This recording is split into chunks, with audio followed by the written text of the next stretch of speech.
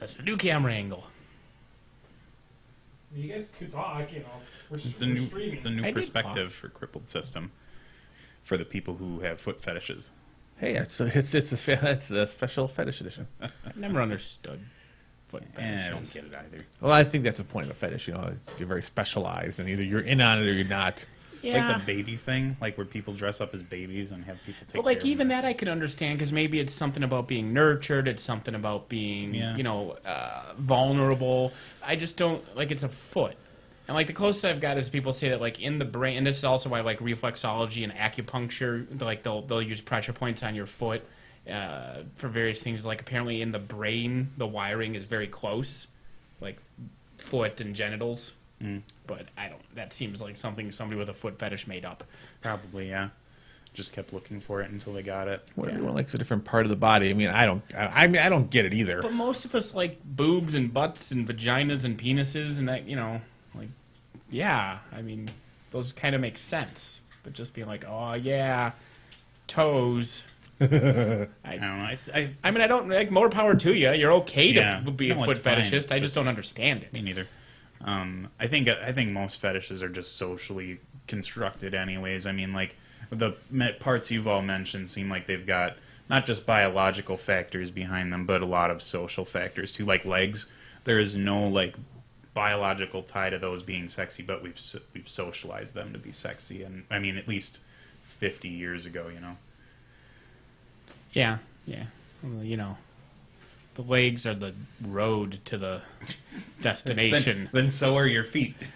It's just boom. It's like the on-ramp. Sure, I guess so. So what number are we?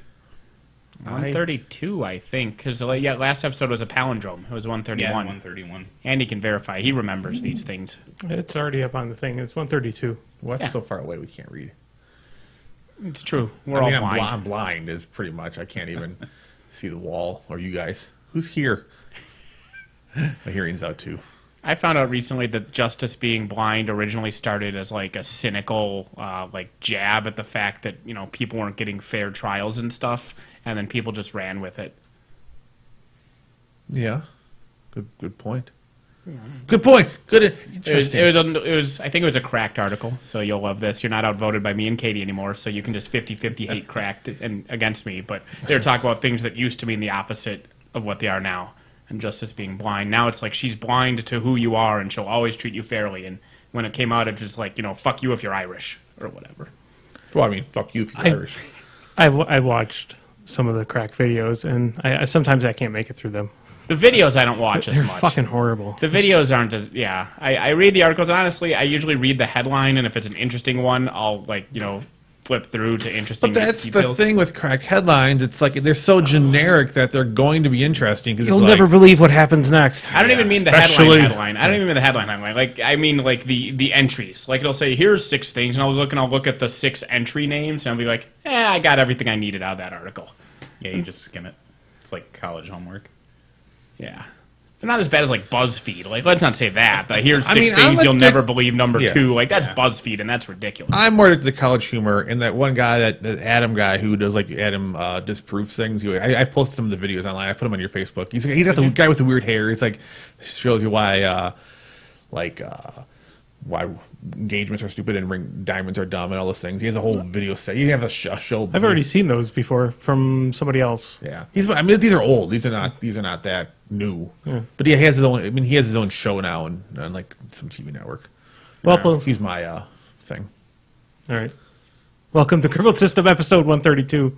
Yeah, you told us to talk. I said it was okay to talk at the time, but I didn't. One bring up boobies. Yeah, I was just about to bring us in with welcome to Crippled System episode 132, where 4 middle-aged white men leave their privilege at the door and talk about why boobies scare us.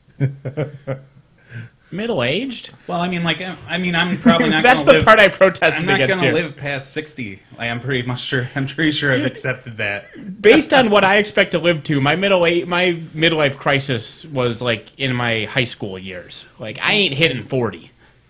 Well, that's my plan. I guess I don't know how old you are. So here's the thing. I used to think 30's impossible, 40's impossible. Now I'm like, uh-oh. That's my story in that one. Yeah. I've just started to forget how old I am. People ask me, and I have to. I think for a little while, I can never remember what year I was born, where I live. I don't like the new setup. Andy was excited. in the woods. Yeah. I was excited all Thursday during our live broadcast. I was excited because we had everything set up all nicely. I hate how our setup is now because I can't do anything You just without being. you just Well, sit and what watch. idiot moved all that stuff over there? I Well, if did you- because I wasn't on the cast and I was just producing the last one. That was much more fun. If you just get like a wireless keyboard, though, you could probably get the same like gist going on from there. You just set No, up Andy Command Center. You even wear a little hat that'll no. Like a railroad conductor's hat? either that or the like engineer's a shipboat cap? captain, like the skipper. Yeah. I want to get a McCready's hat from The Thing. That hat's fucking amazing. Andy's just wandering away. I don't understand what's happening. He's Andy. watching the Twitch stream. You guys do the podcast. Wait, that was Andy. I'm gonna do this once in a while. That was Andy. I'm Nathan. I'm Brian. I don't know who I am anymore. Right. No, he doesn't know where he lives. You don't know who you are. I don't know how With our- stocks work. With our power combined, We don't know anything. powers, I guess. We summon Captain Ignorant. We need an entire podcast where Katie just goes over stocks. That's the entire. It's just Katie by herself explaining stocks. So it's like a chart. That'll be her welcome back when she finally comes back to the podcast. Katie's last day of work was on Friday, so she spent Saturday in an 8-hour class on how to turn a dog into like a service dog. Nice. So she's like, I'm off, done with work, so I'm gonna have a day of work. That was her treat to herself. Yeah, but it was a fun seminar. It's a thing she wanted to do. Well, you she know? wants to be like a service to old people. I'm like, I don't want to have my take your dog around like death. Yeah. And then there's all these like you can and can't do like the dog can't lick anymore because it'll lick the person, their skin will fall off because they're old, and it can't do all these things because. And then they were telling stories how like people almost crazy people almost killed the dogs because they were crazy, and it's they see a dog and think it's a bear, or whatever. Good times. That's my story. Good That's times. and Jeremy he does his thing. She should train Jeremy to be a service animal. he can walk around and take care of the old people. But Pretty no sure more licking. she's done a much longer term training for him. His training is still in progress. It's a hard nut to crack. It is indeed. Only once a month. What's this booby privilege thing? Yeah, no, Andy made a good joke, but you're away from the microphone. Yeah, we know. They heard me. Nope, Okay. no one heard you. What am I missing about boobies and white privilege? I don't know. You were in the Yeah, thread. you were in You're the there. whole You star. saw the whole You guys, thing I happen. didn't listen to the podcast last week because why Oh, would the anyone? one about the thing and and then stuff. people were all like, because you guys were complaining about Kingdom Death and boobies. There were Right, there's all Kingdom these Death. people who seem mad about stuff. Tort was very angry. Yeah, I thought he was angry at me. At least the other people thought he was angry at me. It turns out he wasn't. I just read it early. I'm like, I think Tort's yelling at me, so I kind of got snippy back because I thought I was being yelled at. I mean, it makes sense because I didn't think I said what I thought I said, what he thought I said, and he didn't even think I said that because he just with all the quotes in the back and the forth. It was Right. just like I'm like, so it's all okay Plus, in the you end. can't read. Well, there So is- your text-to-speech program probably just confused you. yeah, so it's all sorts of problems. But yeah, so that was hilarious. Yeah, no, I just think that my statement might have been misconstrued as some. I think, like, maybe not to single anybody out, but I think the person who had the huge reaction to it probably gets that a lot from other people. Yeah. It's And as possible. soon as there was just a little nudge of a person that he didn't like saying something that sounds similar to what he's already heard, Well, the world there are certain guys who, if any guy says anything sexist, just a teaspoon of it, not even mean, just a hint of it or whatever, they get their white knight syndrome going and just go full blower and Yeah. stand up for the women and now I'm being the good guy and No, they'll attack any simplistic comment and be like, look at me, I'm being good to the women now, please have sex with me, women. That's what I do. Yeah, I mean, obviously, I'm still hopeful. I still like. I'll maintain that white knighting is not something that happens over the Kingdom Death sculpts, like the pinups Yeah. that they have. My initial, like, a big overarching reason why I don't like it is because it became too much about these pinups that got cranked out month after month after month while the game sat and gathered dust. I think that's the distinction that should be made. Is I don't think you have a problem with sexy naked pinup models. I mean, I there's- think there's- both yeah. of you wish the focus had been more on the game, and you were just annoyed that they Yeah. focused on the models. The only way it affected That's me different. and the thing that affected me is I didn't support the game because I thought they weren't pushing the game, they were pushing that, and I wanted to buy a game. The game is now out. I have read a lot of positive things about the game. Now I'm intrigued to try the game out because it has merit and actually gameplay things based on it. Right. I still think there is a limit with how you treat women in gaming and stuff, but I mean that's a whole other topic. But that's a different thing. I was more on that stance. Yeah. So I was that. Yeah. Because I mean, you guys weren't being white knighty or how dare you have boobs at all? Like that was never your guys' point. No. Yeah. You just care about gameplay, and you were annoyed that they were focusing on the wrong thing. Yeah, so I mean, I was going to give them $500 when I didn't think they had a game. Right. I mean, I thought it was going to fall off the face of the earth. Like I think it was a solid 3 to 4 years that game just existed in Kickstarter mode. Yeah. After the Kickstarter killed itself. It was a good 2.5 to 3 years almost. It was a long time. I also made the comment about not wanting to play against someone who gets into a game specifically for those over-sexualized models, and I pulled up some examples, some really good ones of like, if this is the main reason you pick up the game, I'm probably not going to like you as a person. It can be a reason. It can highlight the reason. Yeah, it could be A, but if it's like the sole, like I'm drooling over boobies, I can't wait to play, insert female army here from another game. Well, like Sisters, like you said insert. And insert. Yeah. Now I get it now. I caught on. Speaking of that, now we can just shift our focus to freeing the foreskin.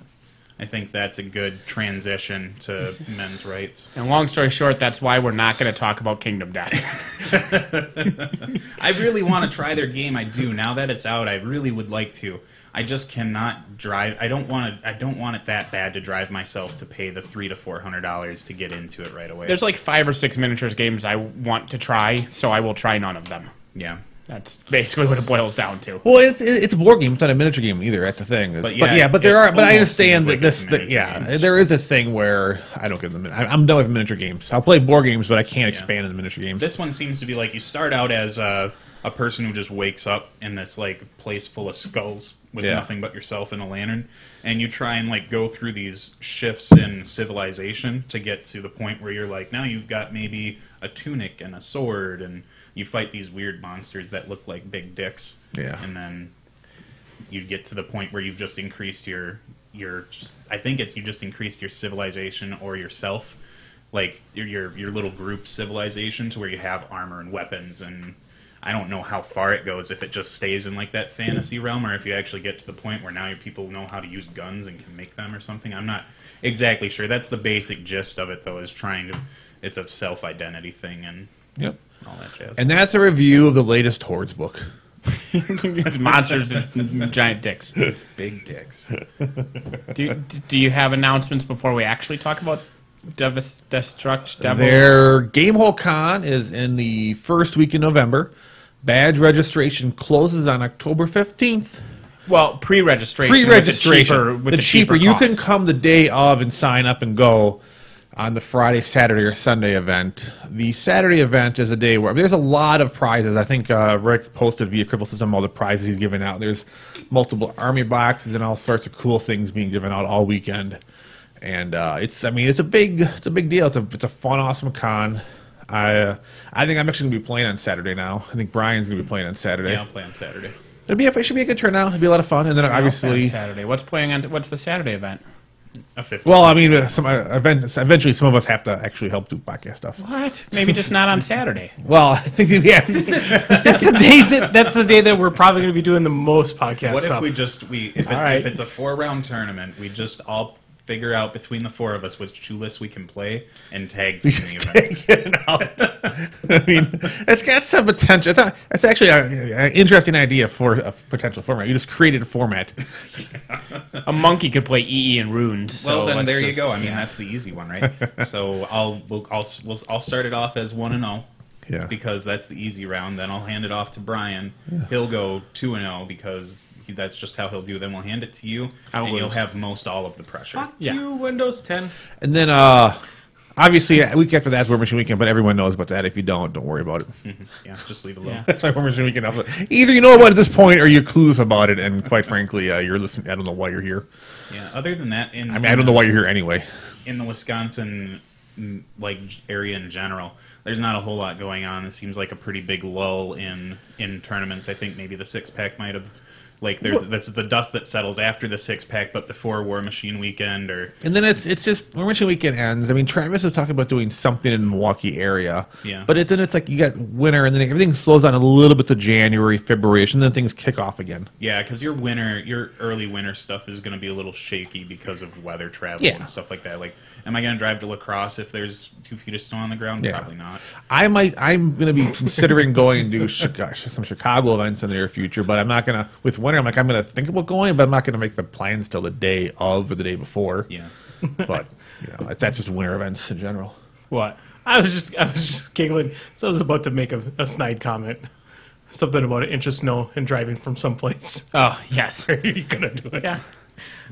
You won't let that one go. He will not. That'll be on his tombstone. Well, if you were with a bunch of people from New Jersey, that'd be completely legitimate. I was there for a short period of time as a tattoo artist, and there was quite literally a quarter of an inch of snow on the ground, and the entire area shut down. It was like the shore area of New Jersey, so they just had never seen snow and didn't know how to drive in it. It's funny seeing Houston shut down when it has a level of snowfall that is akin to frost. Yeah, like it isn't even a 1/16 of an inch, because that would require like a surface covering, and they just shut everything down. Yeah, they're terrified. They look outside. The world has ended. Yeah. Everyone. God is angry. What did we do? But I mean, like, did someone give a woman a right in the state? What's happened?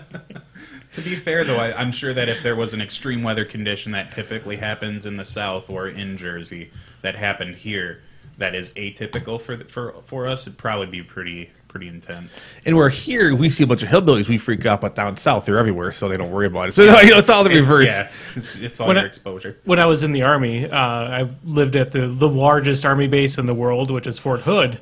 And that place shut completely down when there was like less than an inch of snow on the ground. Yeah, and you're just like tooling out there. I was driving around in my friend's little Hyundai because he was too scared to drive. And they have like 85 layers of clothes out there. They're literally like can't I think move. it might have been like in the lower 50s, maybe upper 40s. But this was in Texas. Yeah, Texas is.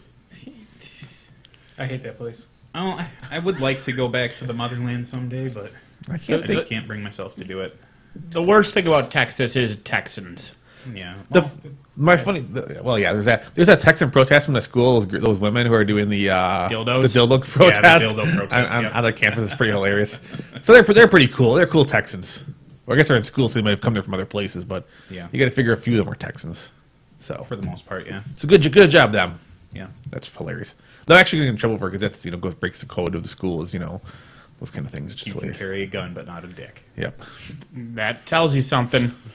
Tells you something about a country founded by Puritans and expanded by the Army. Well, and I'm pretty sure that's part of their birth control plan, too, because if a sex-crazed woman approaches you with her vagina slobbering tentacles all over you, trying to goad you in, you can shoot her, and that's legitimate, right? That's how it works there. It's birth control. Right. It's abstinence, right? I mean, it's like a branch of abstinence. I feel you've just caused a large threat on the next part. I just feel that somehow we have 17 pages of anger now. Some people don't understand satire, and they're going to be really angry that you're talking about slathering tentacle vaginas. That's fine. If I'm the scapegoat of the podcast, I can deal with that. Wait, that's the thing. We'll talk about nonsense for 2 hours. 75 offensive topics. All of it, none of it's serious. Yeah. But there's always only one of those dumb things get latched on forever. Yeah. It's always interesting what would be the topic that, and it's like I think we talk about for half a second and just move on.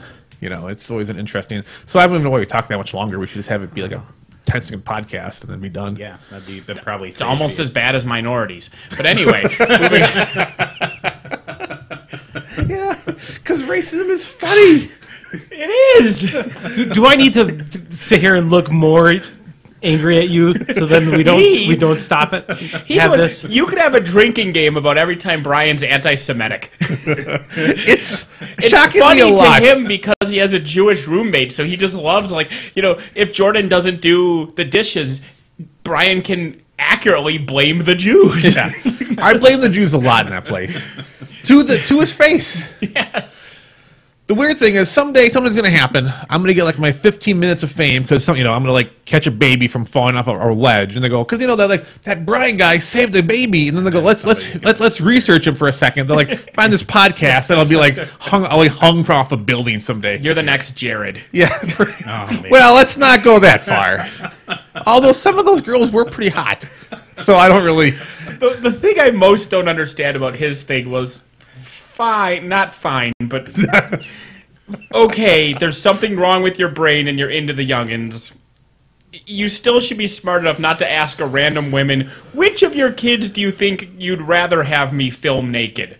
Why do you ask a random person that? Like, why do you think she's going to go, oh, that's a perfectly valid question, and I'm definitely not going to the police over this? I think that's what the movie That Bridge Too Far is about. Yeah, that is The Bridge Too Far. I honestly think that there's probably a lot more to that conversation.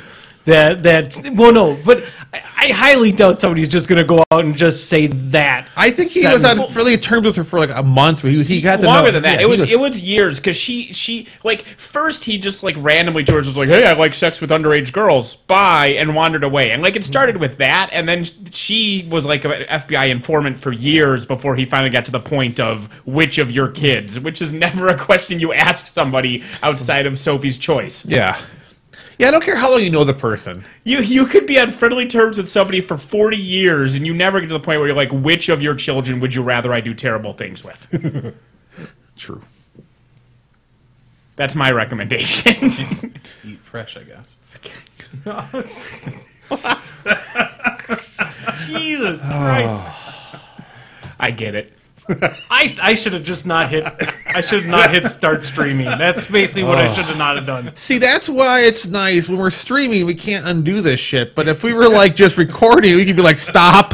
Let's all go home and say someone couldn't make it. Right. That's what we would do right about now in a normal week. But now, well, the thing is, we could just shut it off. Well, we could hunt down everyone who's seen it. You're going to shut it off and end on that point? Yep. Yeah. We got to have some kind of like redeeming. Well, but who's seen it though? We have to find who saw it and end them, so they can't spread. I can't see the. I guarantee Tort and probably Travis. I don't think Tort's listening to us anymore. Oh, he's angry because of the thread. Tort's not on the. Oh, Tort, why?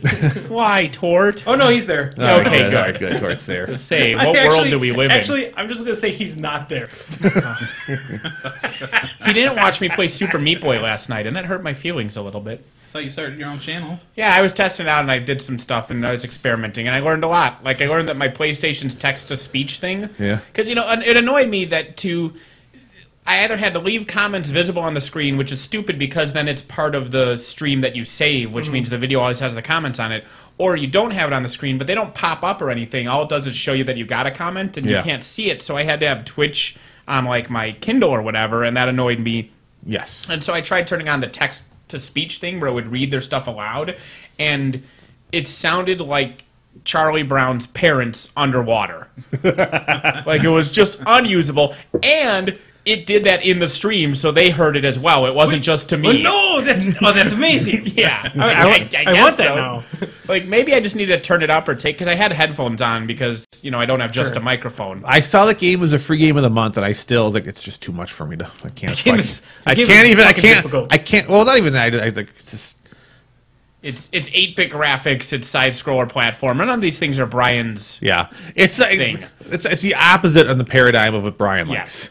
I just say the great thing about Super Meat Boy, it is super frustrating, and I managed to do something the impossible way instead of the easy way because I didn't think the easy way would work. It looked like it took too long, and so I ended up doing something which probably isn't supposed to have been possible, and it took me like a half hour of slamming my head against the wall to do.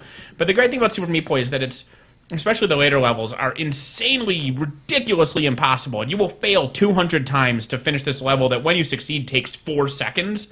But the good thing about it is that that's 200 seconds of failing because you do the first, every time just die. So what's that, 3 minutes?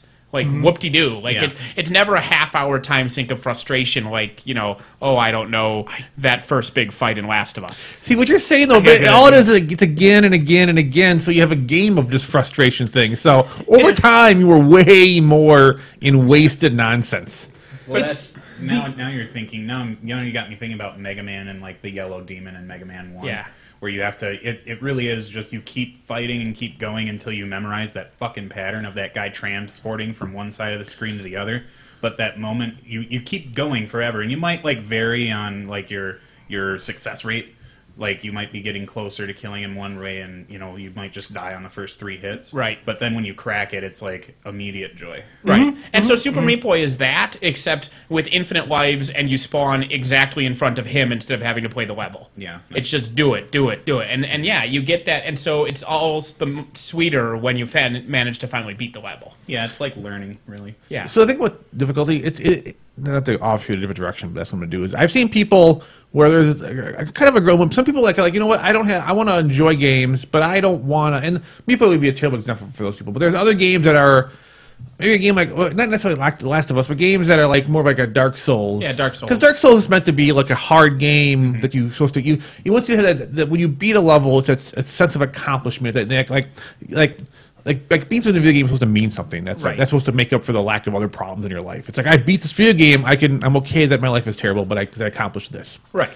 But there's all these people like, you know, I only have 20 minutes a day to play a video game, and I still want to play these games. So like, why can't there be an easy mode? And when someone like asks for like the easy mode, like the venom that they get by this part of there's some part of the gaming community that says, well, if the game's not hard, it can't be good. There's no part about the journey. It's like if it's not hard, it's not a video game. And I understand that, you know, like when Jeremy sits down and plays an XCOM game or he plays a game, he goes to the hardest difficulty and he just goes. Right. And that's good. I mean, there's nothing wrong with if that's what you want out of a game. Right.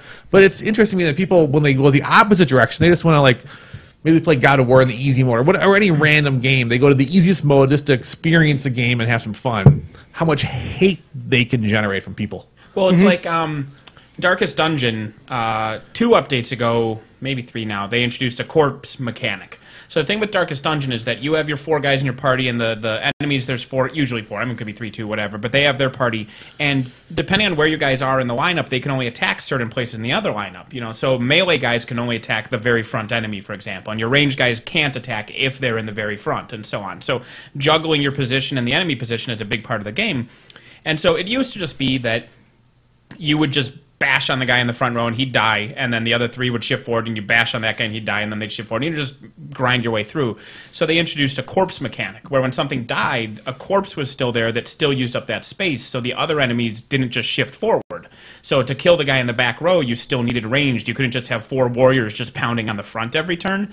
And some people didn't like that, and so they introduced the option to toggle corpses off. And of course, the people who think that games should only be hardcore, you know, Meat Boy style, just flipped out about how dare they. And it's like, it's an option, you know. They didn't get rid of corpses. If you want hard mode, you keep it on, you know. If anything, those types of things will like introduce more people to the game, and that'll mean more money for the company that makes the game. And you might get a good sequel or a good update, you know, just based on the income that they get off of it. And I'm weird because I'll play some games. Like if I play a game, I'll crank it up to like, I usually go, some games, if I'm going to play maybe like what's fucking Bioware, not Bioware, the guy in the water with the big daddies and the Bioshock.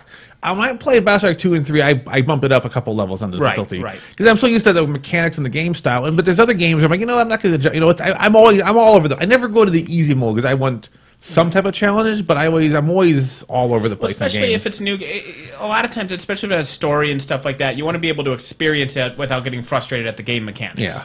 Yeah, so like you'd put it Last on of normal. Us. Yeah, you'd put it on normal right away. That's usually what I do whenever there's modes for a game. Like, I didn't pop in Dragon Age 3 and go for dialogue. I'll do that when I beat it the first 4 times, and then I just want to keep getting different endings or different little tidbits here and there, but that's it's a nice mechanic, and I don't see what the deal is. Well, it's like I was pro corpses because the whole point of Darkest Dungeon is that the game just shoves a broken bottle in your face over and over and over again until you finally just cry and crawl away spitting blood and die in a corner.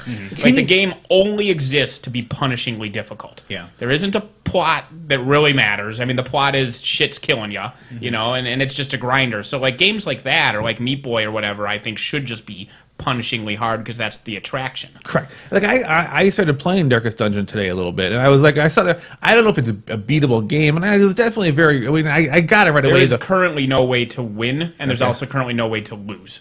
You just play and play. Because you keep getting new heroes. There's no keep final throwing. boss. Yeah, there's no final boss, and there's no game over because you can always just hire new heroes. So yeah, you're throwing heroes in. Like to me, I'm always more of a story over anything else. Like I don't care. Like a game to be hard. Like I have limited time. I don't have limited. I have too much time. But when I dedicate to video games, I'm more into the story level. I want to experience something.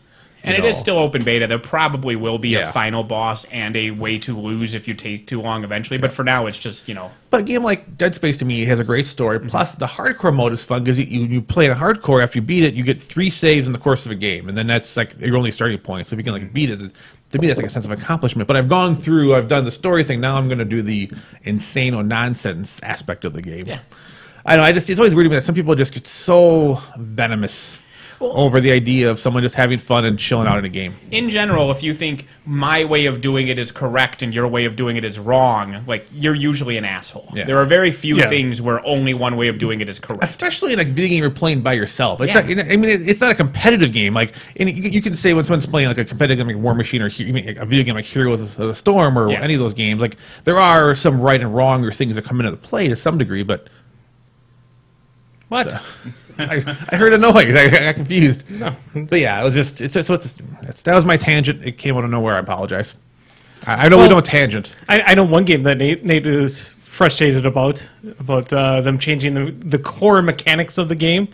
Which game? Bionic Commando 2.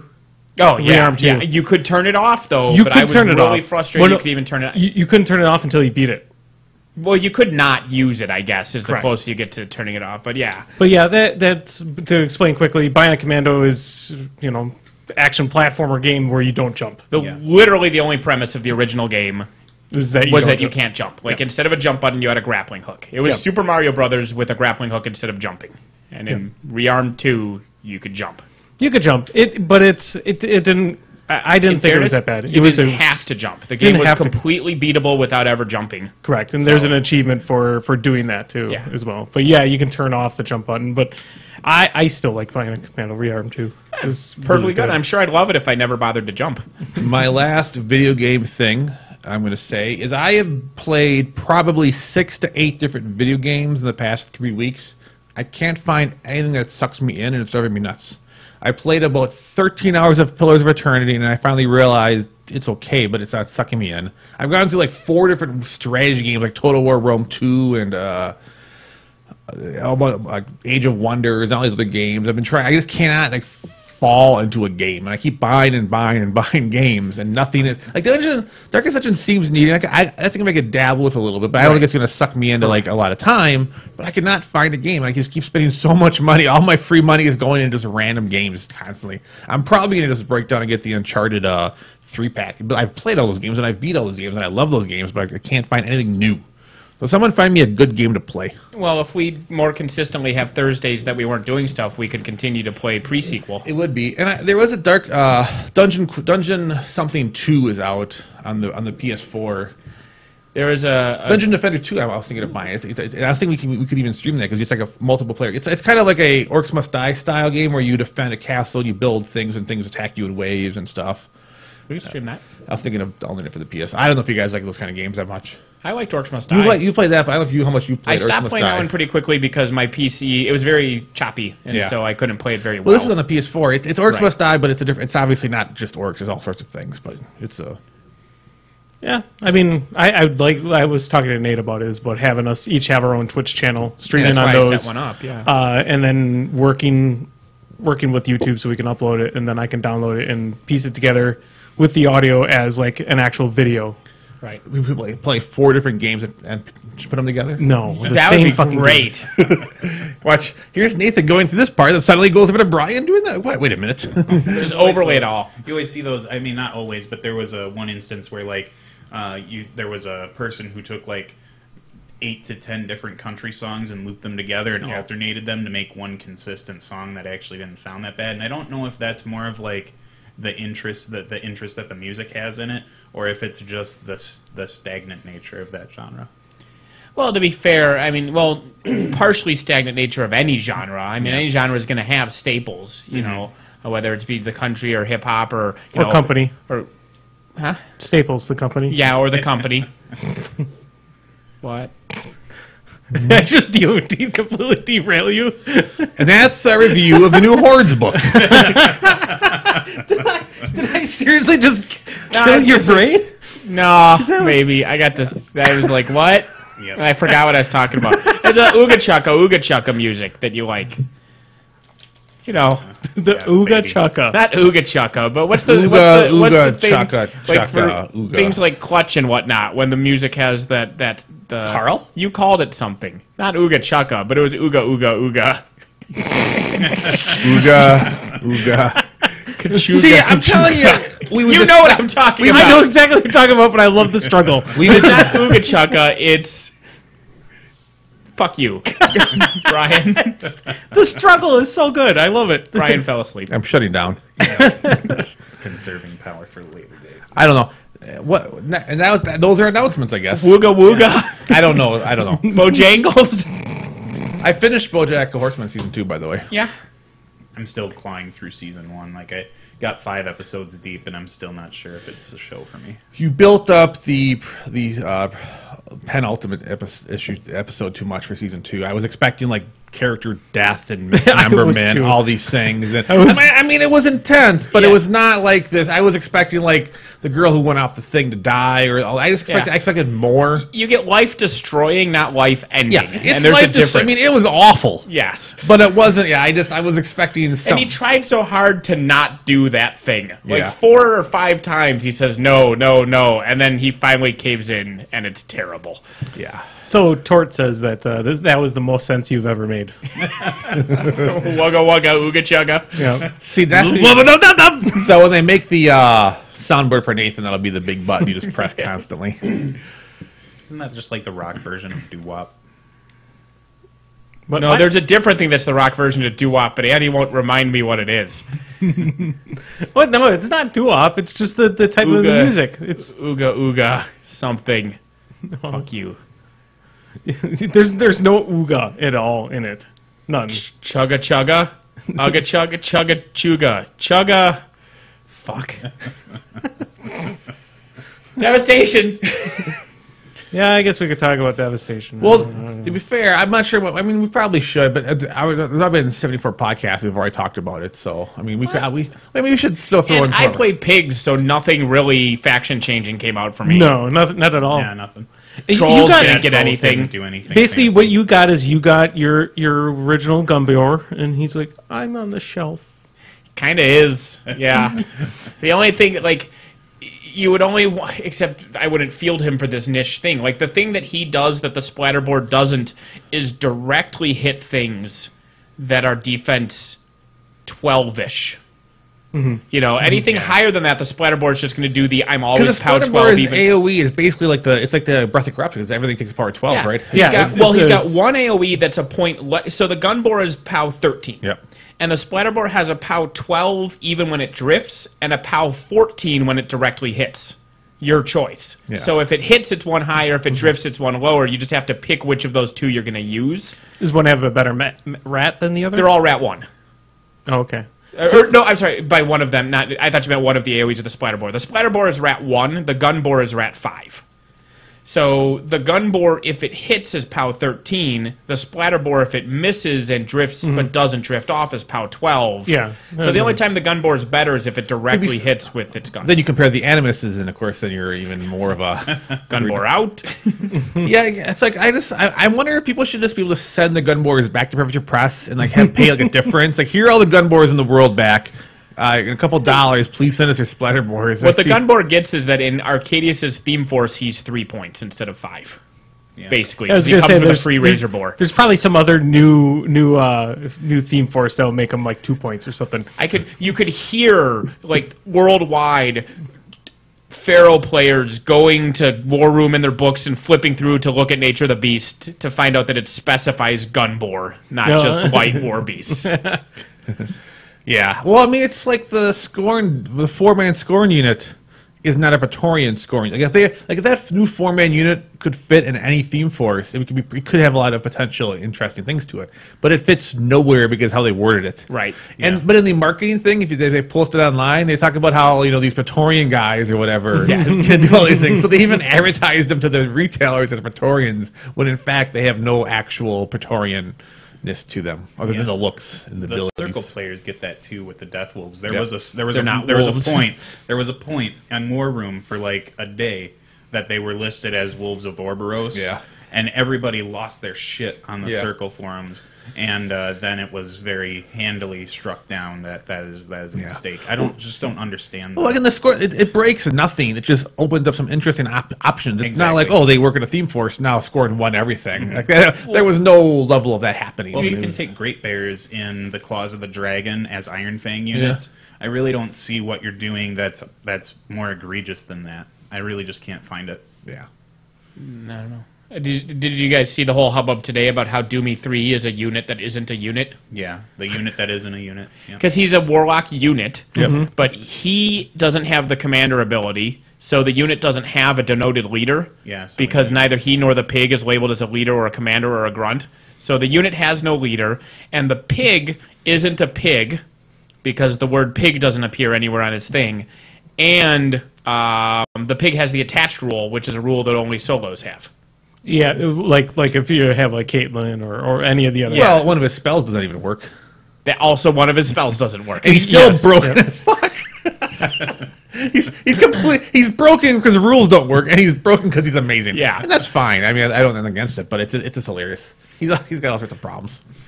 I've also I've come to terms. Hey, words are hard, people. Yeah, Bushwhacker UA. I've come to terms with it. What? The Bushwhacker UA is not terrible, but Slipaway really, really is. Like, it's just bad. Like, You're going to be so happy when Bog Trogs ambush in and run to engage them, and you just back away and blow them off the table. Here's what Or things- Texas Raiders. Here's how I handle ranged Parry units. I on a engage ranged, them. parry on a ranged unit is fucking amazing. the UA still suffers from that problem that It's only a it point, doesn't. right? It's 2 points, and it takes comes with a cannon. it takes an 8-point unit and makes it an 8-point unit that people had trouble taking before the UA came out, and makes it a 10-point unit that doesn't shore up some of that difference. The reason people didn't take the 8-point unit before is because for those same points you got Nis Hunters instead. Yeah, well now you get Nis Hunters for the 10 points. Yeah, 8 points you'd get a minimum unit for. This are 10. Nis are 10 for a full unit. Nis are 7 10. For, Oh, 7 yeah. for a minimum. Right. So Oh, now, Nis are 10? Fuck, they're and I know expensive. comparing cross factions raunchy, but like when you look at that, like what do you? There's definitely an answer that's a little bit better in one of Well, those. what the Bushwhackers have over Nis is, number one, Bushwhack, obviously. Number two, they can never lose CRA. Yeah, well, it's a worst character unit. Yeah, it says Wolves Orboros right there on the No, thing. the hands that be just struck that down. That's- So all advertising. That's on the Privateers website. Yeah, it's all moot. That's hilarious. So they have Bushwhack. They can't lose CRA because savvy Yeah. players will snipe out Lanissa. Not Lanissa. It's Selena. Selena. So they can't lose CRA. Or lucky players will. Yeah, or lucky players. God, I- fucking drifted. Well, Andy drifts. I took some Storefront Archers in my tournament yesterday, and I drifted directly onto Selena. 6 to the 1. Yeah. In this world, there's so much AoE shenanigans you can't rely on those people living You in. can't lose CRA. You have Bushwhack. You have parry. You benefit from faction things. And you have a cannon. Well, And you have an extra gun I for the just- same cost. The combined arms. You lose is really Weapon what I Master. like.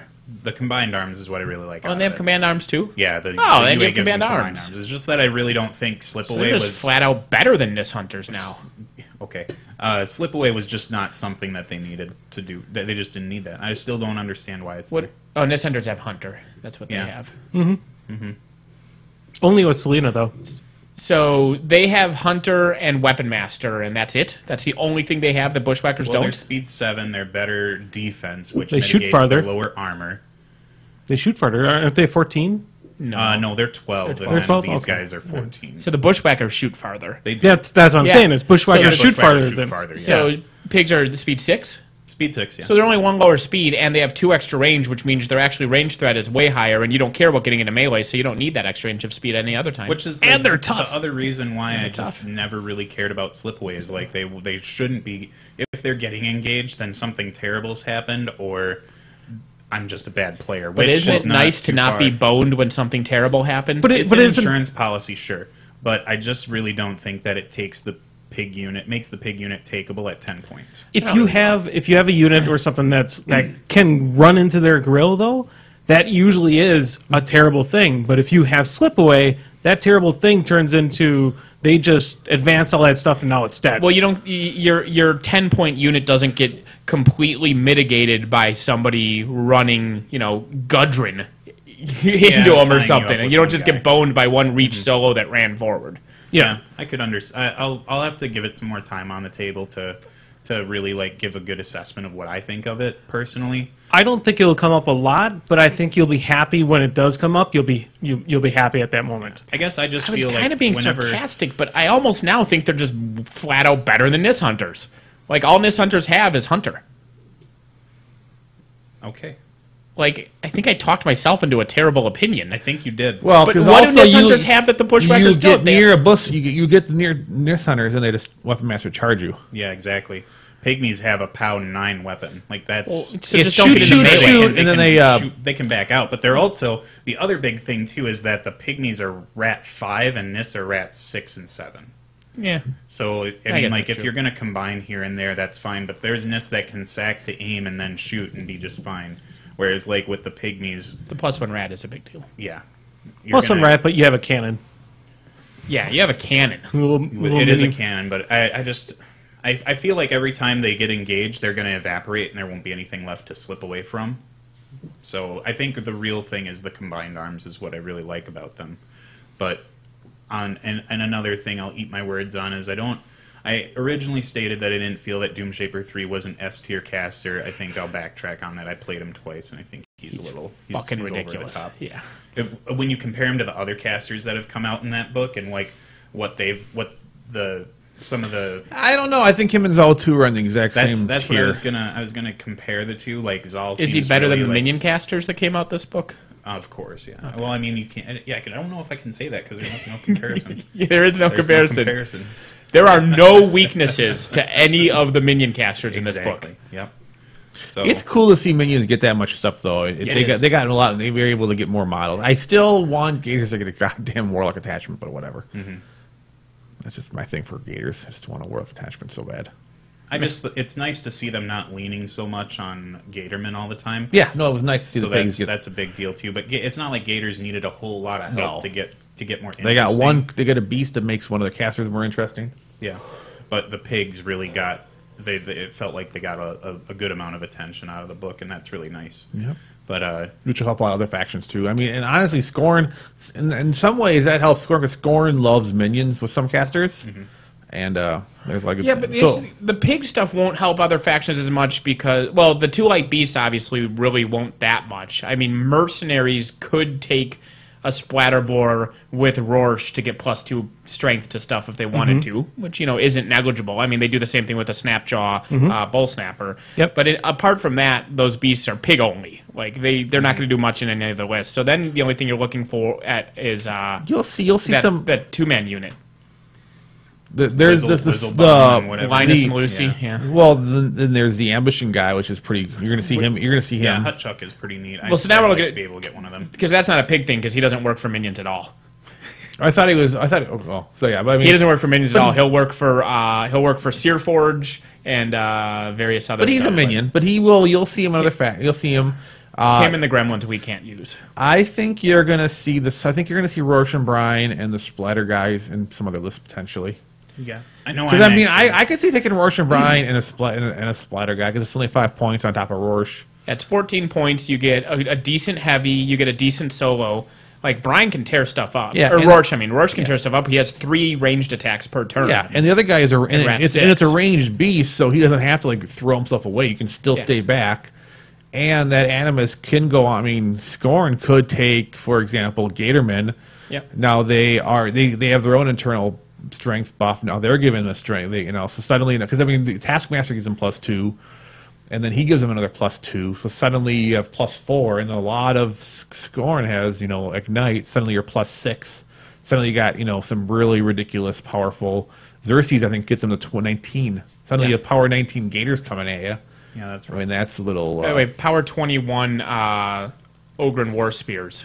Yeah, that was something that I wanted to hit too, was Yeah. like the resurgence that we'll probably see of like Thagrosh ones coming War around. Spears are already probably the most inexplicably undertaken, really good medium-based unit. I Like, see War Spears quite a are bit. amazing. We're going to see a lot. They put the picture of the Gargantuan for Legion out. It looks so good. It looks nice until I think you see the back end. The back end of it looks a little wonky to me. I think there could have been more back there to make it more visually interesting. You want a nice back end, you're saying, and it doesn't have it where he's... Well, no, There it's wasn't like enough it's in all the back. Front. It's all front and nothing going on back. Isn't there a song about his back? There is. Not enough of it. Don't want none. He does not have... buns. It's a Jonathan Colton song. Yeah, Yeah. exactly. Boom. But yeah, I think that was probably the most like notable release of Legion. Like the grotesques are interesting. The twins they've been out for a while. I don't think anybody really like gives them a whole lot of attention, but I think they're cool. But like the Blightbringer is really like that's their over the top. The hilarious thing about the twins to me is how many people I've heard, or read, whatever, that have said they don't make any sense on paper. I don't understand what they're supposed to do. They do not look good, but I keep winning with them, and I don't know why.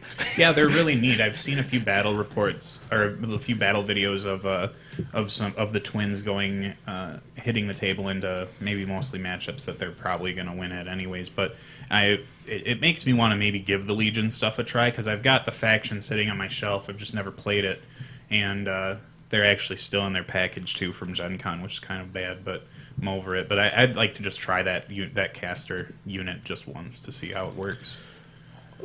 Multiple Scorn releases coming in January. It's kind of exciting. So Scorn, everything. The funny thing for Scorn is the Hydra, which was the first Gargantuan previewed, painted, fully assembled, good to go, Is not in January. is not even on the release schedule yet.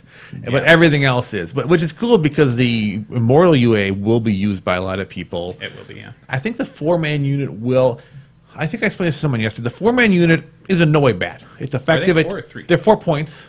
Three-man unit, man, but 4 4 point. points. Okay. They are great in melee. But if you said, hey, you Scorn player, what do you want in your 3-man unit? What they are wouldn't make the top 10.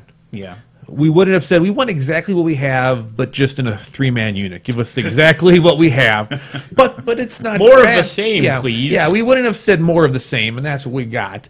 It doesn't make it bad, and there will be times where you're going to be able to sneak that 4-man unit into a list, and it's going to be effective. Mm-hmm. But it's not exciting, and it's kind of dull. But it doesn't make it bad. It just means it's like, It's just something else to use. yeah, oh, I have another melee unit. Yeah. You know, Well, it's a cheaper price point that you may be able to Yeah. fit in something else, and then to add to. I assume they're probably more effective melee unit than a full unit. If maybe they're all alive, there's all sorts of neat melee things they can do. Yeah. Again, I think if they fed in some theme forces, it could really have opened up some unique opportunities. But Yeah, the 3-man units are always nice to think of as a little module that goes and does its own business. yeah, But just and these ignore guys it. can do a lot of business. Yep. But I still think they're going to have the problems that Great Bears have, where they're not going to go off and do their own thing. They're going to be like a counter unit, yeah. more so than a module that runs up the board. I wonder how much we're going to see Linus and Edria in other factions and Signar and Circle and Trollbloods, because collaboration. When I first read them, I was underwhelmed, and then collaboration every day gets more and more broken in my brain, because that's his action where target friendly warrior model's next attack roll is boosted, Yep. and that's fucking amazing. It is really good. I Because think not only on your war, number one, friendly, not friendly faction. Yep. That's the thing I was just double checking, because that's just now, like, that's so good. It's at the very, very, very least a free fury every turn for your warlock. Yeah. But it's not target friendly warlock. So, you know, the one I was saying in a discussion with somebody who was saying he was underwhelmed is, you know, Signar. So their casters behind a wall. And Iris, I mean, Rat 9's good, but that guy's defense 17. You know, you need an 8. Boosted. Fucking A. It's not melee attack. It's just attack. Yeah. I don't know That really helps power souls out a lot. Yeah. I don't know if they're gonna get hookered out as much as like Lady Anna and Are they Master 3 Bolt points? do. There are 3 points for the two of them, but so he is either doing that or shooting twice with, albeit Rat 5 military rifle. But even if he's doing collaboration, his girl has a military rifle with true sight, and then she gets to do an arcane bolt with true sight. So every turn you're getting that free boost and a gunshot and an arcane bolt, both of which are true sighted. That's pretty sexy. Yeah, they're neat. I think you're gonna. I guess they were in one of the novels. Someone said they were in some story. They were talked about in some. Yeah, they must. I'm be. behind on the novels, unfortunately. Yeah. I think another one of the big reactions over them too is that the Retribution players are salty; they can't take it, which I understand to an extent. Meh. You don't get a free boost on your Mage Hunter Assassins. Yeah, Yeah, that would. Well, even then, it is not every single.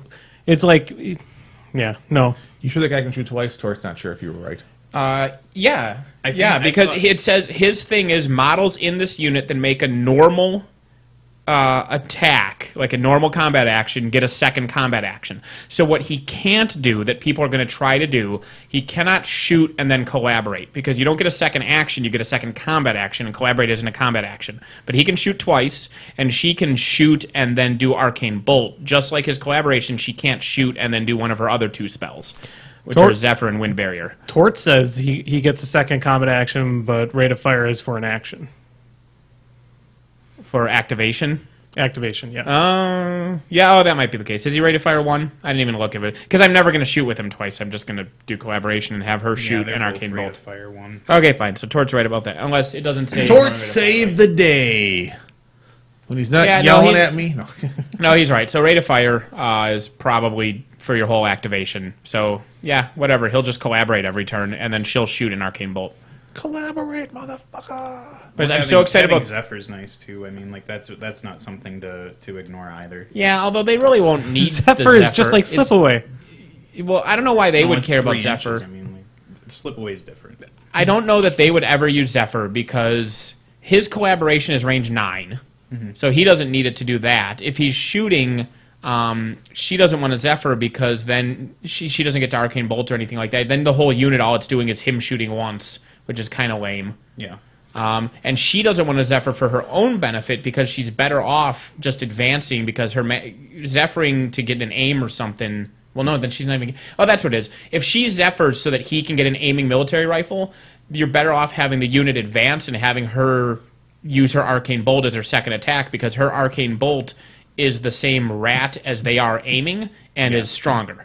So there's no reason for her to Zephyr them up when they could just advance and get 3 times as many attacks. So she can shoot and bolt, though. She can shoot and then bolt. as long as he collaborates. Right. No, as long as he does it, as long as she shoots, she gets to bolt. It doesn't matter what he does. Okay. Him existing gives both of them the ability to have 2 combat actions. Okay, just being there. Yep, that's his passive. Just being a dude. So she can always shoot and then bolt, He's unless she does Zephyr or Wind Barrier. He's no instead. Hydra though, so suck it, guy. Also with Slipaway, with Zephyr. We're done with at least- Slipaway! No, I'm just gonna make the one comparison. Well, I'm Oh gonna say my one more thing God. about them, but you do slip away with Zephyr. With Zephyr, you can move, then shoot, then Zephyr. But you can't do that with Slipaway because it's an order. So Right. you can't move, then shoot, then slip away to move again. It replaces Bushwhack completely. Slip away is twice as far. Zephyr's only like 3 inches and stuff. Still doesn't. It's. I'm done with this. All right, you're done. Good, because I was really bored of it. I'm so excited about the Splatterboar and the Linus and Barbie that Yeah. I made a Midas infantry heavy list, which shouldn't be a thing that exists, but Yeah. this list looks shockingly good, and I'm so excited to play it. I tweeted it all over the place. I've been posting it in forums. I'm excited about it. I spent all week making lists. I've been on a tear making lists, and but then I'm like, is it better than Fist? And I get sad because it usually is not. For new things though, the Hydra for scoring is interesting. You can't just I didn't mean to click that. I'm sorry. I was trying to. You win. I was trying to get back into War Room, and I hit the wrong thing. A lot of people hate the Hydra-ish right now. I think part of the thing is like, well, it only has 48 life and armor 19, so if someone wants to kill it, they're going to kill it. I think in today, armor skew is the biggest threat to a lot of people, and it's very common. Right. So I think people are going to be going. I don't care if you have armor 20 and 52 health versus armor 19 and 49. If your opponent has a tool to one round it, it's not going to matter. They might save 2 attacks, but if they are focusing on it, it's going down. It's going down. Right. It's gotten to the point where armor 20 is not high armor. Armor 24 is high armor. Like if you're not getting there, nobody cares. And there can be a whole debate whether that's good or bad for the game. I think that makes the game horrifically stale in some ways, but regardless of that detail, your survivability isn't that much different other than in any colossal can be one rounded. It's not unique to the Hydra. Correct. My only issue with the Hydra is I wish if it's going to have the short 6-inch ranges, fine, but it should be a little bit better matched. I get they don't want to have these like 5, 8-inch or 10-inch sprays because that starts getting just potentially ridiculous with the number of dice you're going to be rolling. So you bring it to 6 to make it, the range not atrocious. Because if you're making 5 at spray 6 tech, that's still a lot of models. Yeah. But it'd be nice if it could hit something. I don't know. The Convergence battle engine exists. I mean, look at what 2 Convergence battle engines do compared to 1 Hydra. That's true. It's basically the same point costs, and 2 Convergence battle engines are doing 6 10-inch sprays, all of which are boosted at Rat 4. So they're going to hit more than the Hydra's going to hit for sure. Yeah. But I just don't know why the Hydra has to have such a bad mat if it's going to have such a short spray. Like those 2 things, I mean, if you're going to give it one or the other... It's Mat 6, which sadly ties it for the best. Or did you mean Rat? No, Rat. It's Rat 5. Yeah. Which is much better than the Mammoth, but you don't care about the difference. It just that's the one. And if the Hydra gets into melee, it's gonna just. But that's the thing you could say against every Scorn. Against third Scorn heavy here, if gets to melee, it wins. Mm-hmm. Yeah. And the Hydra definitely wins if it makes it there. I mean, nothing's gonna take that Hydra without dying horrifically. Yeah, I think one of the other things that is a complaint of the Hydra is the Animus. That his command is 7, but most effective shooting that you'd want to stop is range 8. Yeah, you can't even. Yeah, the thing is, it needs to be in front of your army, a good distance to make that animus valuable. Because if it's at pace with your army, things that are shooting at you are going to be more than 7 away. So it has to be kind of in the wind a little bit. And obviously, then you're opening up all these charge lanes. So you need to have a bunch more points of shit shoved in front of it, which is never a bad idea anyway. You want to screen your things, but then but that stuff will be in front of the Hydra, and that stuff will be shot because it's going to be more than So the Animus is pretty neat, but it'd be better on Warlocks because if they have higher command, they can protect themselves from shooting. True, but even then, if you have an 8 or a 9, most things can stop at 10 and just shoot you. Or all sorts of things. I'm checking something potentially stupid that I'm sure isn't true, but I'm checking something. But it'll be interesting to see on the table. The heads rule is great because that way you can attack or spray. You have all sorts of options. The 360 is really nice. I kind of wish maybe if it's going to have that bad of a rat, maybe I wish it was Fury 5 or a point or 2 less. I don't know. It just seems a little bit. It seems a little bit off. Bone Grinders can't do spells with range self. Okay, good. It's like just get your Hydra killed and then run 3 units of Bone Grinders forward, just all of them putting Sandstorm up. But no, cannot do range self. No, otherwise, if they could do range self, you'd be seeing them all the time and scoring for the Kree Animus. Yeah, it's you see Paralicor everywhere. You could call that list 90s rave. Oh, what's his nuts? Is the thing that can do the stuff in the things? Xerxes too? No, the Cyclops with the casting of the other anime. The Shaman. Shaman. What's his command? I forget. It's somewhere between 4 and 8.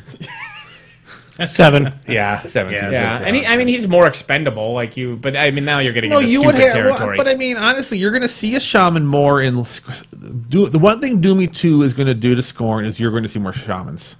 Because Doomy's 2, or Doomy 3, Doomy 8, whatever Doomy we're on, he has that really good anti-beast spell where it takes away your Animus and drops your Fury, and Scorn isn't a fan of that, so you're going to see more. I think you're going to see more Shamans. Why? It's an upkeep spell. So he's going to. Oh, he knocks. He has Disbinding. Yeah, he's going to Disbind your thing. Binding, whatever. He's going to Disbind your thing, and you're going to lose the Fury and the stuff, and then you're like, well, that sucks. So you're going to fix it with a Shaman, and then you're going to move on. You go, nice try, Doomy. Now I'm going to eat you with my X creature. Yeah, I think as far as troll releases are concerned, I think one of the ones that, other than just being super excited for Doom Shaper 3 because he's going to do a lot of neat things and has some really unique twists on lists you can build for him, I really like the Dunian Knot because they open up a lot of things for other units that I don't really bring a whole lot. Like Scattergunners I like, but I need to take them with a caster that fixes their terrible rat. but with the Dunian not giving the unit puppet strings, that really brings me to want to take them a little bit more and use because then the Dunian knot can do a lot of different things. It's a really neat unit. I first looked at it as like Privateer Press gave us shitty Fury management, but they really gave another of the many support pieces that Trolls has that deal or help out their infantry. So those guys are really cool looking for Trolls. Glacier King's amazing. I think everybody's pretty sure he's. I like that the Dunian Knot's frenzy reroll is not friendly faction. Yeah, it's not friendly. So you can force so you can fuck over other people's guys. Try and redo that. But it is. They are like magic ability 5, so they're definitely framed as a support piece rather than an offensive piece. But what does their magic ability have to do with that? Because you have to hit an enemy beast with that. No, Yeah. it's a passive thing on them. Anywhere they're standing, beasts near them, they can reroll their frenzy check. I was thinking of puppets. So there you go. Trolls can bring Rorsch with a splatterbore and shoot out the make enemy beast frenzy thing. Yeah, that'd be sexy. No, they were fun. I've been playing the Glacier King a lot. I picked one up at Gen Con, and the Thunderbolt shots are really fun. And I've seen a lot of the theme lists that seem to be really flavorful of Doomshaper 3 with 2 Glacier Kings. I think it's a neat list. But I tried to do a Glacier King and a Mountain King. It was really fun, and taking out all of the Colossals in general is really good too. So I just don't think there's one way you can build him terribly because he seems to really support everything really well. Otherwise, I could build him terribly. Yeah, probably, but even at that point, it probably nothing but pigs. Boom. No beasts. That would be pretty bad. Well, he can cut himself every turn and then hyper-regenerate it the next turn.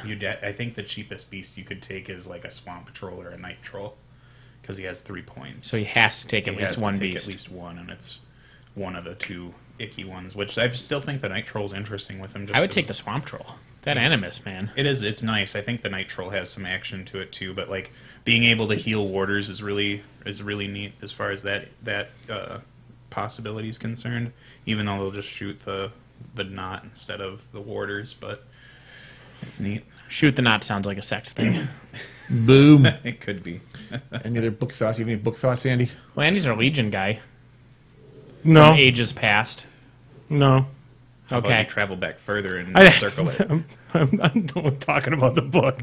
Andy's done talking about the book. We're really turning into just a straight. Once a year, we talk about a book. Well, usually the books. We always talk about the books. That's what I'm saying. Once a year, a book comes out, and we talk about the book. Yeah, it's kind of exciting. So once a year, it's a Horde year, then a War Machine year. They alternate. A half-hour War Machine talk once a year won't kill us, Andy. It's been more than a half hour. And fuck we've it, talked about War Machine. We're not talking about War Machine. I just made an anus joke. The Dunian knot really does sound like troll blood slaying for the butthole. It does sound like it's something that should be a sex act, yes. Most things sound like something that should be a sex act. I am ordering 5. No, I'm not talking about the book, but I'm ordering 5 more Drakes for my scoring. I need to unleash the Octo Drake on the world, because that's one thing that at least with Fist, I felt I got in the Fist early, and the Octo Drake is not me, so I'm copying other people on the Octo Drake world. I'm excited. Again, it sounds like you get your Dunian knot on the fist early. Yeah, exactly. with your Octo Drake. Octo Drake. I'm just saying. I'm gonna copy someone else, and that's rare for me. Yeah. Oh, God damn it! Light beast spam is the flavor these days. Yeah, but yeah, Circle got some neat stuff too. I mean, like the Blood Tracker UA is interesting. She does a lot of neat. The model looks really cool. Yeah. You guys passed it to me, and I was about to talk. You refused to talk. But yeah, the model's really cool. Yeah, the Storm Raptor. It's a interesting piece. I think they probably were expecting something a little different, but it'll be neat to see the application other than just sticking it with Una and getting a cheap zap bird.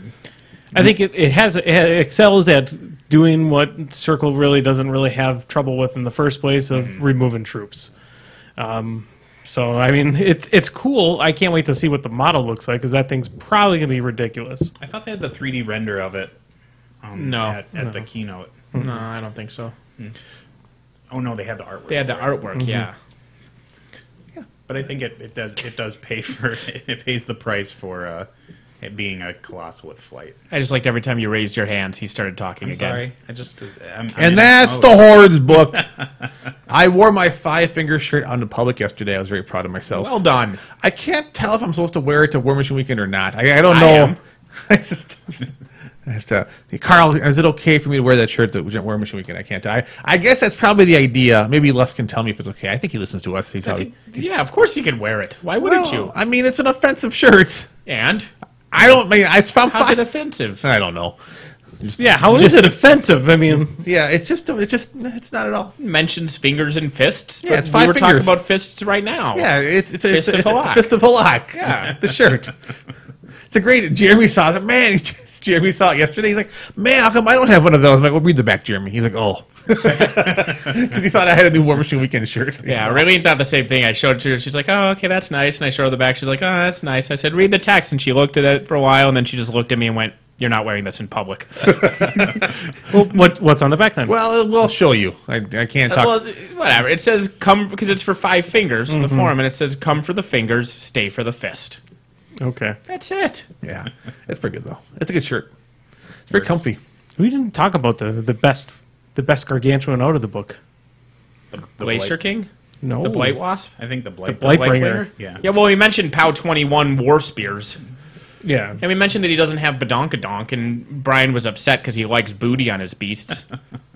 It's just if you're gonna put a beast on a 120 millimeter base, it should take up. You're a missing lot the of it. point. He doesn't overhang the base. He Yeah. is contained within the 120 millimeters, which is unique to war beasts in the last decade. It is, yeah. Yeah. That's why I still think about the Eridus and think of like, why didn't they just introduce a little bit bigger of a base if they were going to make the model that way? Because there are a lot of models that suffer from that. But I understand that making a new base size might not be the easiest thing. The what? The scorn introducing bugs it. are Oh, the just bugs, yeah. slightly not. They don't fit in the base. I couldn't. What Scorn Beast does? Well, but usually Well, this like one's really this bad. one's like all 4 corners are like overhanging the base, so it's like hard to. Like I had to green stuff on the edge and Like just the shove 'em- Crix Crabjacks are the same way, too. Yeah, Yeah, it's yeah. No, their tips will actually come into the inner part of the base. Yeah. But the artist is on but, the- yeah. but those new scorn bugs do not. Yeah. They It's like- they just overhang over. That's kind of. Get a plank of cork and you're done. Well, even then you're measuring from cork instead of base. Yeah, and you can't find. No, make the fronts or cork shit. the same size as the base. You still. I guess yeah. You I could guess if have you a make a little circular- little mini pillars for all of your beasts, that actually would work best for scorn Yeah, anyway. you get a base. You get a 12-inch pillar. It's up to here. And then it's wider at the top. Yeah. I want an army where everything's like that. You just have to put a lot of fish weights under the bottom to make Just sure make they them all don't clear tip. pillars so everything's fine. So much more space in the foam. Put some wings on everything and googly eyes would be great. Just keep all my models in a bucket. I did when I was playing my 4 Mountain King list. I had a bucket of whelps. Just grab fistfuls I and throw seriously them on had the a bucket table. and it was just filled with whelps. Yeah, I've started playing my Mountain King more frequently lately, and I've run out of whelps. I've found the need for more. The Blightbringer has caused so many rules questions now. Oh, Because of his thing where he shoots out and he chooses the what's it that the thing does, and so the question is what happens with counterblast, what happens if the splatterboard makes him frenzy and shoot, and it just gets confusing. for his blight ash. Yeah. Well, find all the answers before it comes out, so we know. I'm not an infernal. I think they've This is Travis's favorite time of the year. sure. Travis loves new rules. If Travis goes on a killing spree, it's going to be a week after a book. So, speaking of new things, multiple people on Muse are convinced that in 9 months we have Mark III, so we'll just have to time it. I don't know why they're You convinced see, of this. I've seen multiple things from that. Where's there even remotely a There sign of a isn't. Mark III? That's just a big Muse thing right now. We're 9 months away from Mark III. Oh, okay. Sure. Oh, so I like, just- I like just the wanna- apocalypse happened yesterday. Yeah. Well, it was Wednesday. Was the apocalypse? I'm just saying, according to Muse, I just wanted to throw that out there. So whether they're either brilliantly right or just idiots, we have it. Have it officially marked. 2012 was 3 goddamn years ago. What? Well, no, there was the other No, I'm Christian just saying- cult. well, There was no, I remember this past Wednesday, but I'm saying 2012 was the big world gonna end thing for Yeah. like 100 years, and it Yeah. just that was 3 fucking years ago. Like time flies. So to me, the world does feel kind of over. Well, I do we're have sit- this like sense of nothingness in my life. That maybe just, the world did end, and we're just living in we're just, that would explain a lot about my life. Ennui. yeah. Yeah, that would be a better explanation than what I'm actually doing with my life. So anyway, Whatever helps So you it's 9 months. Wait. Oh, but somebody mentioned here that the WTC is more than 9 months away. Well, then we can really just forget about I it. hope I know what you're going to say already. that the lists are due 8 months from now, and then the WTC is 10 months from now, and Mark III drops 9 months from now. Just shatters the entire That would system. be the greatest goddamn thing ever. Oh my god. Or that WTC will have to play with playtest. If I know they said they would never do playtesting like that again. 9 months. But I already told them everything they need to change. They don't need a playtest. They had my input. Just give up. Yeah, exactly. There you go. I don't want heavy beast. I'll have an inch reach. I want to add a new thing. Inch reach would be okay. Yeah, that's grown on me. I like that idea. I think it adds a rule which is bad. Heavies, but All heavy beasts or jacks 1 inch default base. That's like the one thing I would. I like the game almost as is, except for some of the armor skew and some of the themes. But that's just like things. But like core rules, I think are so good. Yeah. As is the terrain stuff that you had going, I think, but had heavy things should have an inch reach. Yeah, that one has grown on me. I don't think anybody could really argue that point now. I think it's a pretty big resounding yes. We Walls like that screw in the heavy so community. bad they can fight over most walls. Yep. They can fight over between you can't put a small base to screw a heavy. I mean, it just adds value to those things. I think that's a simple. It does add a threat range to a couple things. I don't think it's going to destroy the world. All the big threat things have reach already. Yeah, Bronzeback. or they have ways to Not get stuff like the access to bronze that. back. Yeah, but the bronze back gains a half an the inch bronze threat. back gaining a half-inch threat is not the worst thing in the world. Because Malakarn's still flying by in like 17 miles. So but I think that's my contribution to the world. I wish heavies had an inch, but I know it's an adding a rule, and they love to not add things, which makes sense. You don't want to have too many core rules. Well, they seem to be okay with adding recently. So, I mean, like now my Mountain King says assault on it. That's fun. Yeah, very But- true. But I think a good example was just last Friday. It was this Friday actually. This past Friday, I had a Chromac 2 go into my Mountain King, almost kill it, but then he forgot about whelp spawning. So I took seven hits because he got a corpse off of a guy near him, and was hoping to charge a Riphorn Satyr into the other end of the Mountain King to But kill there him. was a whelp but in the there way. was a whelp wall. Yep. And he couldn't get there. It's a half inch. It's like a little whelp just holding him back. Yeah. So. And that's there for a technical reason. That's there to stop, but it would still stop infantry that don't have the reach from getting there. But I think heavies need a little bit boost, and I think that's They a need a very boost, yeah. generic way of doing it. Yeah. Although that still would, I mean, the whelp would be a half-inch away from him and then be 3/4 of an inch across. I Well, thought has to whelps be base to within- base. Oh, they have to be base to base, Unless so it's not within an inch? It has to be fully within an inch. So that's Fully the within the an size inch, of the yeah. base, basically based. Then on that no, would it says specifically. The Mountain King has to be base It's to base. it's in base. But with if the paid for whelps get the free, Correct. And they aren't fully within an inch. They're just within an inch. Yeah, Yeah. they're the ones who can. Yeah, well, Mountain King's base to base. Then, Whelp spawns. You can actually spawn 2 whelps off of a Mountain King. His when and it's the bought one. Yep. But the ones that spawn specifically from the Mountain King have to be in base to base. Yep. But even then, Yeah, it is base to base. Even I just even got then, confused. the inch is actually smaller than the 30 mil base. Right. And that's what he's saying is that a base to base small base model, an inch would allow you to tack over it. No, you can't because an inch is smaller than a 30 mil base. Right. Oh, it is. Yep. Yeah. A small base. Yep. Heavies are 50 millimeters are smaller than 2 inches, but 30 millimeters are larger than 1 inch. Oh, but it helps with the walls, and It helps with the walls. It helps For with walls. some reason, I Pretty much. thought a 30 millimeter was think- just under. That's probably true. I No, thought it was. because an inch is like 2.5 centimeters, which would be 25 millimeters. Yeah. So yeah. Well, let's just make all the 30 mils. Let's just shave it. We'll shave a little bit off every model. Then my idea works as well. You could use the privateer metal millimeter bases. They're probably short enough. Heavies have 31 millimeter Yeah. melee range. We'll go to millimeter. We'll just change everything. Just for that. Yeah. Just for the heavy melee. Yep. That works. And You you, guys- you have more All the Legion new, to all the talk new, about. all the new tools Muse has to make. Like, son of a bitch. Anything else in Legion good? Well, Did they get a caster? What the hell? Oh, the twins, right. Twins are cool. Twins are cool. They have a got new grotesque solo and grotesque unit. a new grotesque unit that seems kind of coolish. It's a unit of sprays. Unit of sprays is always good. Yeah. Sprays And they are have super flight. good. They have flight too, which is nice. If they fly over anything, they'll probably evaporate. But I think the big thing is about the grotesques and their solo deal is that like they at base the unit has the same thing like battle mages do, where they don't take blast damage and get +2 defense against ranged attacks. Yeah. And then the solo that they can bring along gives them stealth as well, so they're just like all sorts of protected. Right. Yeah, no, he makes him. The big thing is it doesn't help the command issue on the original Grotesques, and I assume the new ones also have Sucky command.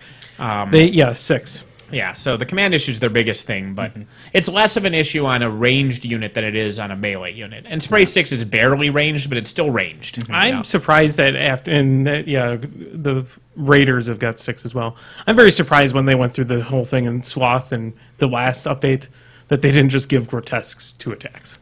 I'm still annoyed the fact that they don't have 2 attacks. Chin. Yes, they do it with just one random headbutt. Yes, no, their chin. They're specifically with their J-Lino chins. They do not headbutt. But their attack is not chin; it's by claws. They have claws on their chins. Are named claw. Maybe I'll just go like this. That's the same thing with Mindbenders, though, too. Like the Drudge or the Mindbender and Drudges, like they've got 2 hands, but they only have 1 attack. We don't want to make the unit overpowered, people. Grotesques are not overpowered. I wouldn't know. Nobody ever fields them. How do we know? We don't have any proof I put them on of the field once. I saw Marshall field them once. They did okay. Then they all died. I put them on the field once. I put them in because I was playing my Saren Fallen Angels list, and they can go into a Saren list because they're winged flying infantry.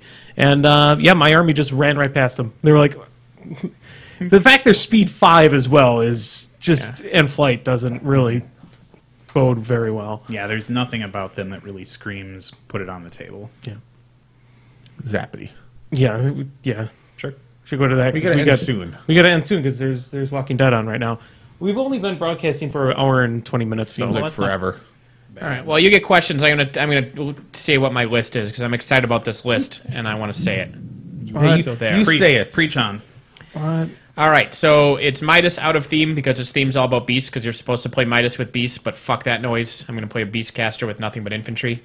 Well, he has a little bit of beast. So it's Midas, a warhog, so you have something that can crack armor, a splatterboar, and 2 razor boars. And then the list is Alton Ashley, 2 Efrit scouts, Gudrun, Maximus, Pendrake, 3 max units of bone grinders, max brigands with the warlord attachment, and Linus and Edria.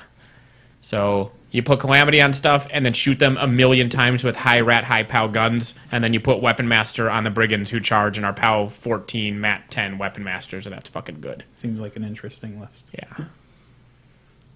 True story. It will take the internet by storm. Might. We'll see. I might win War Machine Weekend with this shit. I'll pair this with Nature of the Beast. Yeah. I don't know. Will will do it now because Will's going. Yeah, he said after War Machine Weekend, it's going pigs. He'll do that for like a nanosecond, like he did with Convergence. When Convergence came out, he was all excited, and he goes like, "Oh, look how good Aurora is, and you can do this," and he Theory Machined the hell out of them, and then I've never seen him play them. He'll do the same thing with pigs. Suck it, Will. It's fine. There's nothing wrong with being a liar. He's a Texan, so what do you expect? Right. Zappity. Are you guys have any good board games, War Machine Weekend, like Monopoly or Checkers? We are kind of in charge of the War Machine Weekend board game room, and we're going to have a lot of board games with us. Are you guys going to have a schedule of board games? If it's open, we're playing board games. That's our schedule. All right. Yeah, we didn't end up having, like, there was some talk about having, Friday at 6:45 there will be a blank game and whatever for some of the bigger marquee games, like maybe Forbidden Stars and stuff like that, but we never really did that. Friday night, I already have a set thing with like 4 people Forbidden Stars, but I can't put that on the schedule because it's literally that's the problem with the schedule. It's like I don't remember being invited. It's Morehouse, and either you were literally tagged in the thing. Was I? Yeah, well, I can't help you. I mean, I can only do so much. Like literally tag you in the conversation. I don't remember. But it's hard. Like, with board games, like okay, we're gonna play a game here. Well, okay, 3 people are showed up. It's a 4-player game. We're done. We're gonna have a room with a shitload of board games, and we'll be helping to run it. But like for example, I think Jeremy really wants to like have a day of running Shadows. I'm gonna bring my Shadow stuff with me, and Jeremy will sit in a corner all day taking turns with whoever wants to come up and play Shadows of Brimstone with Jeremy. Mm-hmm. So that'll be kind of like that's what it'll be at the loose schedule. I can't say you can play at noon or whatever, but just show up and we'll just see who fits into the group. What a horrible way to dissuade people from playing Shadows ever again. Have Jeremy put him in the corner. Jeremy doesn't get much of a chance to play. So Jeremy, I mean, I don't know what day it's going to be, but we're probably going to have at least one full day where it's just Jeremy doing Shadows Brimstone. Chad from Muse said that he was going to bring Keep Talking and Nobody Explodes, which I put on my Steam wish list yesterday. I didn't buy it just because I don't have a laptop, and you need a laptop for that game, really. But he said he's going to bring that, and then I said I was going to bring Space Alert, so we'll just have the shouting at each other games over in the corner. You guys can do that in the corner where they play Werewolf. I'm just kidding. It's fine. I do wonder the over-under on Emma's and Mancy references when people... Because do you guys know anything about Keep Talking and Nobody Explodes? I know. I've seen it. I know exactly what it is. But Emmons and Mancy will be referenced constantly, I think. Yes. So, quickly explain what it is. It's one person's wearing a VR headset. Or just a laptop. You can just have it is Oculus enabled, but not everybody has an Oculus Rift. You can do it on your laptop. But you have one person that's in charge of basically the bomb, and then he has to relay information to somebody else that cannot see the bomb of how to defuse it. The group, like if we played now, Andy's laptop would have a picture of a bomb, and it's randomly generated. It's procedurally generated every single time you play the game. So there are nearly infinite, functionally infinite possible combinations. And so we're over here with the printable tome, and so he'll say stuff like, "Well, there's 2 blue wires and a red wire, and then the display is like an old-fashioned thing." So we have to look and try to figure out what that means, and we have to guide him through disarming the bomb, like they do over the phone in every action film ever. Mm-hmm. It seems like the modules do repeat. There's just the bomb, and then it's got different modules on it. But the combination, like if there's 10 different modules and each of them has 50 options, I mean that's 50 times 50 times 50 times 50. I mean you'll never see the same bomb twice. The more you play it, though, the easier you will be getting at those modules to solve them, because you'll be able to describe it better to your friends. Yep, sounds like a blast. It is. And we'll have a lot of games. I mean, I'm hoping to play Forbidden Stars every day with different people, but so every night it'll be like a Forbidden Stars night. Shadows of Brimstone will be going on, like I said, with Jeremy quite a bit, and we'll have other games there. We'll probably post something. There is kind of a schedule thing. Andy keeps telling me to fill out a line that we'll probably look at some point in the next 4 weeks. More than likely. Torch says, "Come play board games with the Crippled system and sit in a corner with Jeremy." Pretty much. Katie will be there playing board games, so I'll have some for maybe late night, but I am going to be very busy doing the hobby lounge. Katie has Code Names, which is a super highly rated party game from what's his name, Vlada. That we haven't played at all with her yet. Yeah. So hopefully she'll have the I also have a Vlada highly rated party game that hasn't gotten played yet. Well, we're going to play hers. You just got voted out, so That's sorry. fine. As long as I'm playing a Vlada game, I'm happy. Because 2 rooms and a boom. 2 rooms and a boom. You bring 2 rooms and a boom, and anytime people try to play Werewolf, I'm going to set their copy of Werewolf on fire and have them play 2 rooms and a boom instead. Because even if it still isn't enough to convert people like Brian who hate Werewolf, it is way fucking better than Werewolf. But hopefully those people we're not going to see, because we said they can play out in traffic. That's their Werewolf. They'll be playing out in traffic. That's their allotted play space. Zappity. Grumble. No tabletop games for a year, or no video games for a year? Games. I can play tabletop games solo. Same here. I can play video games solo. But I mean I couldn't give up tabletop. Well, board games are tabletop. I think board games are a tabletop game. Oh yeah, then I can't give that up. It's my biggest enjoyment factor. Yeah, I guess right now I would give up the video games. If they're like 3 years ago when we were like at the height of our playing Borderlands 2 and stuff like that, I would have given up board games instead, because it's all just whatever I'm going to have more time with my friends, and right now that's tabletop games. Yeah. Also, if you're not gaming for a year, it means when you do come back, those might be a little cheaper. That's always nice. You actually have reason to use a Steam sale. Yeah. Steam sale.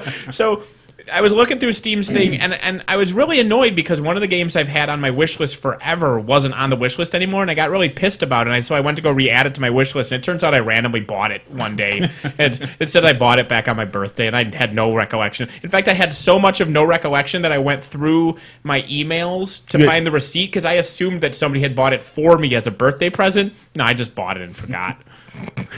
That's what that Steam sale does to you. Fuck, it is what that Steam sale does to you. Because the email had 3 games I bought, and I'm like, what? Really? I bought all 3 of those? I remember none of that. Leisure Suit Larry 1, 2, and 3? Leisure Suit Larry 7, Love for Sale, is the pinnacle of Leisure Suit Larry games. Well, Darkest Dungeons was on sale like 40% off. That's why I bought it this weekend. I'll pay $10 for a game that I'll play at least 4 times. Yeah. You only watch a movie once, and you'll pay $10 for that. I rented a movie last night. It was like I rented Foodies, Last Girls, the Final Girls. It's limited theater release, but it's on like Amazon like on demand. So it's like $8 to rent, because it's usually when it's new in the theater, it's really expensive to rent. That's kind of the gimmick. But it was like I could buy it for like $15. I'm like, if I watch it twice, Right? I mean, so I just like bought it for 15 because it was like, why wouldn't I if it's $8 to rent and 15 to own? Well, there we go. I did a math test. I mean, if I hated it, I probably would have been out. But I was confident, based on the reviews, that I would at least show it to someone at some point or watch it at least once more in the course of my life. That's my story. Zappity. Grumble. If you made a game similar to Duck Duck Goose, would you call it Brian Jeremy? Sure. Yeah, the rules would be weird. But we already have a goose. It's a McGoose. Yes. Well, or which Goose. Brian? Is it when you switch Brians? Well, no, it doesn't matter. It just What's with the weirdos that call it Duck Duck Gray Duck? Who is I that? don't know. what Fuck, that have is. you heard No, this? I've heard it, but I don't understand In why. some places, it's called Duck Duck Gray Duck, and it actually you don't even play it that way because the way you play it is like as you're going around the circle, you touch people and you name colors and you say like red duck and blue duck and green duck, and then the person you say gray duck, they're the one that chases you. No shitting you. It's someplace because I know because somebody from like Minnesota or some godforsaken hellhole like that I talked to and I mentioned Duck Duck Goose and they're like, "Do you mean Duck Duck Gray Duck?" And I shot them because I thought they were a Well, pod I mean, person. I haven't actually. I mean, to be fair, I've never actually played Duck Duck Goose. But isn't it You just played a it. Duck You were in Duck Mayville. Goose? Well, you can And the say goose- duck as many times as you want. Yeah. Okay. Because you walk, all the kids sit in a circle, and the person whose turn it is, they walk around the circle just tapping on their head, and they say duck, and they say duck, and sometimes they'll hesitate to bluff it or whatever. But with the person they touch, if they say goose, what the fuck's happening? Somehow my pocket turned Pandora on, and it's the host of the Cash Cab game show doing stand-up. Well, that's Pause. My pocket just started doing stand-up. All right. Okay. So so the color thing Then the makes person sense. that says 'cause goose, they they're- chase you, and you want to not get caught, so you All right. want to make them think that you're going to say I duck. call it out. I just because I was thinking the colors. Because I mean, okay, it all makes sense to me now. That's still weird because I've never heard of color goose. I'm sure there's some light and frilly reason why they do it. Like has something to do with not. I'm sure it's labeling I'm- someone as an. I'm sure it's yeah, some- but you're labeling colors. I'm I know, sure it's it's some different. sort of race thing. I'm sure somewhere it's Duck Duck, N-word goose. I'm sure that's down in the South. Probably is. I mean, the eeny, Yeah. meeny, miny, mo thing. Yeah. Which, by the way, that's when we had that discussion like 85 podcasts Yes. ago. But we definitely used that word a lot when I was young, with Without realizing. no without realizing. understanding of what it No is. idea that was a bad word. Yep. But anyway, I just googled Duck Duck Gray Duck and it auto completed a Duck Duck Gray Duck map.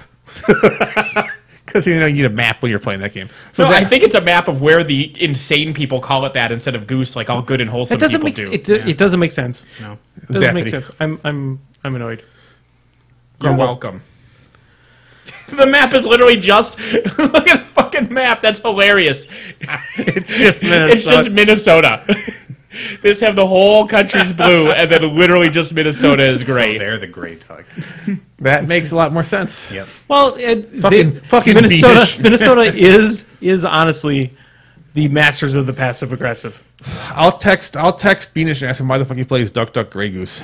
Gray goose. Gray Gray goose goose. is a Duck Duck booze. Gray Goose sounds like fun. Yeah, it does. That makes more sense to my brain than Gray Duck. Just catch people on the head and then just chug vodka. Yeah. The problem though with Duck Duck Goose as well, when you were playing it as a kid, the person that ended up being the goose almost always got punched. Oh yeah, because you have to get your muscles ready for that, and you're just like you're bracing yourself. You're like, duck, boom! Did I knock him out? Did I get back? Oh, I have to drag him out of his spot in the circle because I did knock him out. Whatever. I haven't texted Beanish in a very long time, so my next text is, do you play Duck Duck Goose or Duck Duck Gray Goose? Goose. I keep saying Goose now. It's in my head as Goose. It's just going to stay that way. It'll be more confusing to him. Anyway. Oh my God! I was thinking about it. If you could have an event happen at War Machine Weekend where everyone would be on one giant long table, Yeah.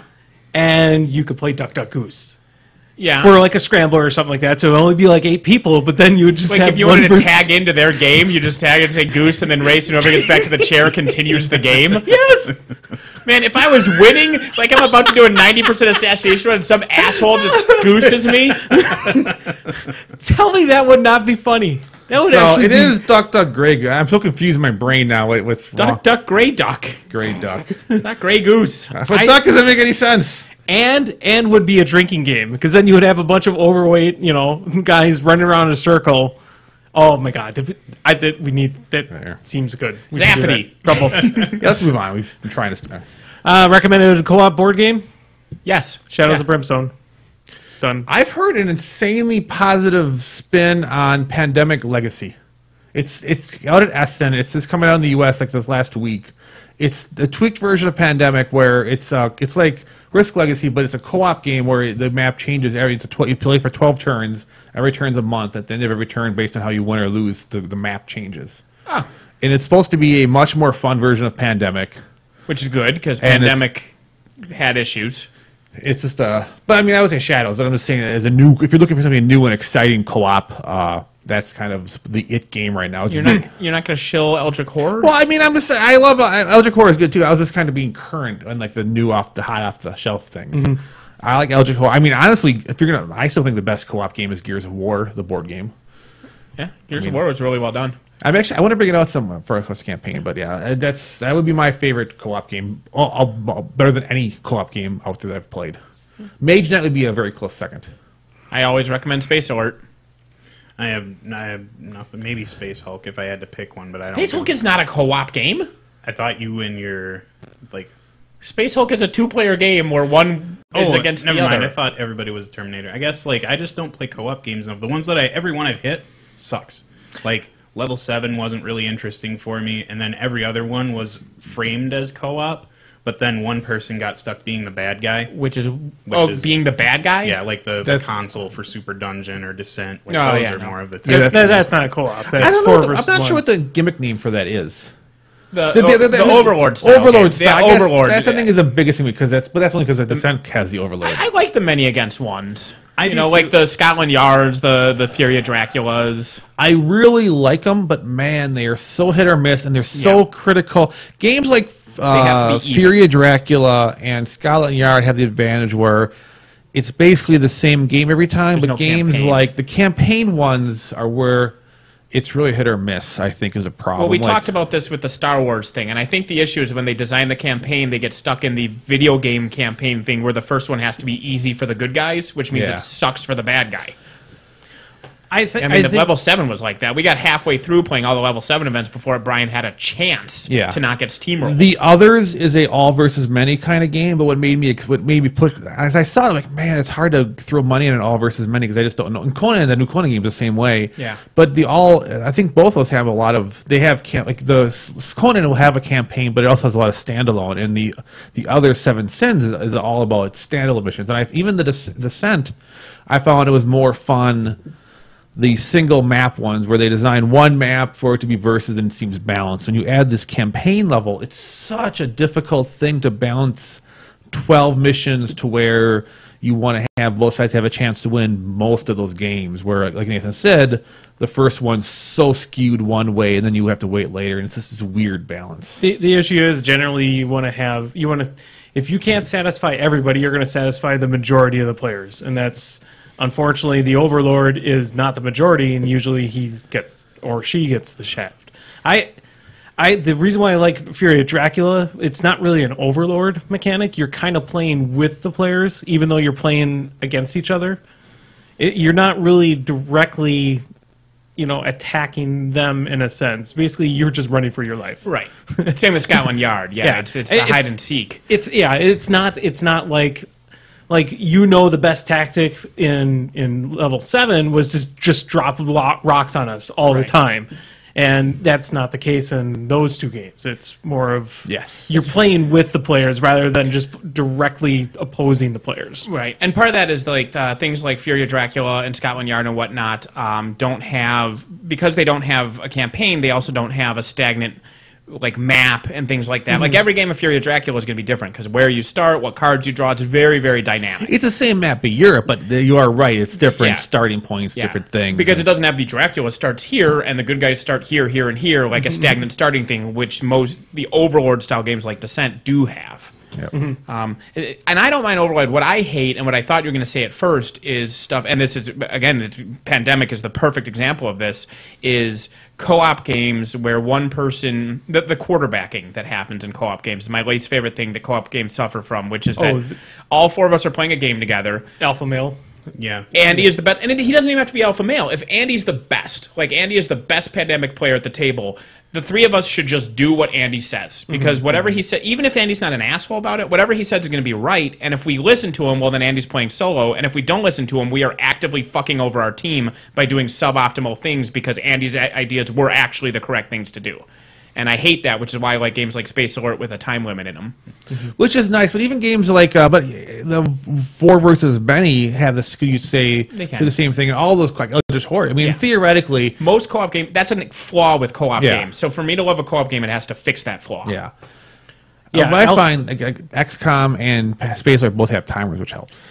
There's a game I haven't played yet, so caveat, but this is like, it's currently 1, 2, 3, 4, 5, like the 8th highest rated game on Board Game Geek, and people were just shitting themselves over it at Gen Con, is Mysterium, which is that style of game, but instead of one versus many, it's almost like a charades where there's a clue giver and a bunch of people all trying to solve the clues, but as a cooperative thing, they're trying to figure out together, where it's a seance and the one person is a ghost trying to tell how they were murdered, and so they have to use like clue cards to get across the concept of their murder. And that game was just exploding. It's been out for like a year with some weird Eastern European name that I couldn't pronounce if it gave me 1,000 tries, and it uses all the Z's in 4 Scrabble sets, but the American version came out this Gen Con, and it's been really, really popular. Well, and as an aside to that, just for people who might be interested in it, if it ends up being sold out somewhere, the European version is the exact same game because it's made with pictures. Yes. And you can download the English rule manual instead. Are you familiar with this one, or are you just... Oh, yeah, okay. Yeah, so that you can just download the rule manual if you can't find those, because Gen Con, it was a pain in the ass. I'm gonna rescind my best co-op game and call Sentinels of the Multiverse my favorite. Yeah, there we go. My favorite co-op Yeah, game. I figured you'd go with that one. I still don't know if I'm going to buy Mysterium. It's neat because it has mechanics, but I just read too many things where if you can manipulate with how you give cards out in that game, and I just don't. Because apparently there's like no punishment for, like, you can cycle your hand infinitely, I think is what people were complaining about. So, like, as a ghost, you can like screw someone's hand, or so you can do these weird mechanics, and I just don't know. It seems like a neat game in general. It probably is highly rated because it's fun, but I just heard there's a lot of manipulation. Someone can ruin the game, and we try to avoid games where someone can be. I don't think it's ruin the game so much as break the game. Like, I think the team, there's a loophole in the rules, and I think it has to do with hand management, because I think the ghost is allowed to like cycle its cards as much as he wants. Yeah, it's something to do with the cards. And so if you wanted to just ruin the game by always winning and never having a challenge, you can by doing that. And so the answer, of course, is just don't do that. And since it's a co-op game, it's easier to say don't do that. If it's a competitive game, there's like, well, I want to beat Andy. Of course I'm going to do it because it lets me beat Andy. But with co-op, just don't ruin your game. It seems really stupid. There's still a winner, I thought. I didn't think it was pure co-op. I thought there was still a winner. I think that's a variant. Like, I think that you can either play full co-op where you just have to figure it out, or you can play where whoever figures it out first wins or something like that. Yeah, I thought that's how it was played, but I don't know. It just seems stupid. If you have an ability where it says you could just cycle through your hand over and over, why don't they just make it so you could just pick whatever card you want for the moment? Right. Because then that's basically what you're doing then. Is instead of spending 45 minutes going, I'm going through these, I'm like, okay, I'm just going to do this. Then, But maybe somebody who owns it can bring it to War Machine Weekend and we can play it and find out if it's worth owning. That was neat about the one game we played a little bit that we play tested for the podcast with the Foretold. Foretold is basically you always had your hand always full of. You always had your full, which was kind of a neat thing. But sorry, off topic. Zappity Grumble. Second part to that question. Recommended intrigue board game, which I don't know. I assume they mean like Battlestar style thing where you're lying to each other. Honestly, I mean my favorite one is I really like is Resistance. It's just flat out just a quick and easy party fun game. Yeah, Sheriff of Nottingham was a good one. I enjoyed that. You basically lie about the goods you're trying to sneak past the sheriff. Sometimes you tell the truth, sometimes you don't, and one person each turn gets to be the sheriff. So you get to pass that around, and they get to call your bullshit or not. Oh, that's almost exactly like Coup. Yeah, basically, it's the same basic concept, but I would say it's lower on the rules. Sure. I think Battlestar is the thing for me. It's just the core. What was the name of the? I didn't play it. Fuck you. I didn't. It's a game. The thing. Dark right? Moon, because Battlestar. I only played it once, and I was interested in it, but somebody did Battlestar Galactica, but it only takes like an hour to play, and they named it BSG Express, and of course they weren't allowed to call it that legally if they actually released it as a game. So then they released it as a game and renamed it as Dark Moon, and that was pretty cool because it was just like a faster. Yeah, I want to try. I want to try. Yeah, that's what trying. But someone should buy it. But that the one while looking for that, I was scrolling down and Dead of Winter is really good at that as well. I own that. We never played it. You own that? Mm-hmm. Yeah, we should play Dead of Winter. I game- really like Dead of Winter. That game just not appeal to me. The thing I like about Dead of Winter is that because every single person, even if they're a good guy, has their own victory condition, you're going to do things that are going to make you suspicious. You know, you don't always do the optimal thing. Like, you're going to go over here and do a random thing, and they're like, why the fuck are you doing that? And you're like, I have to do this. You know, I have to do this thing. You can believe me, or you can think I'm trying to fuck over the team. And so by having people do weird suboptimal things, it keeps the mystery alive. Because nothing's more frustrating to me than in Battlestar Galactica, if you blink, they know you're a Cylon instantly because, you know, you did not do the team-mandated optimal play at that exact turn. And you're like, well, yeah, okay, the statistical optimal thing is for me to launch a Viper and do this, and that should be my term, and we all agree it, but I'm not gonna. And as soon as you do that in something like Battlestar, you're the Cylon. Whereas in this, maybe your card just says you have to do weird shit. Well, I've seen in Battlestar enough times people That is also still true. do it because You're they're either a Cylon or a bad player. Yeah, and I've seen that.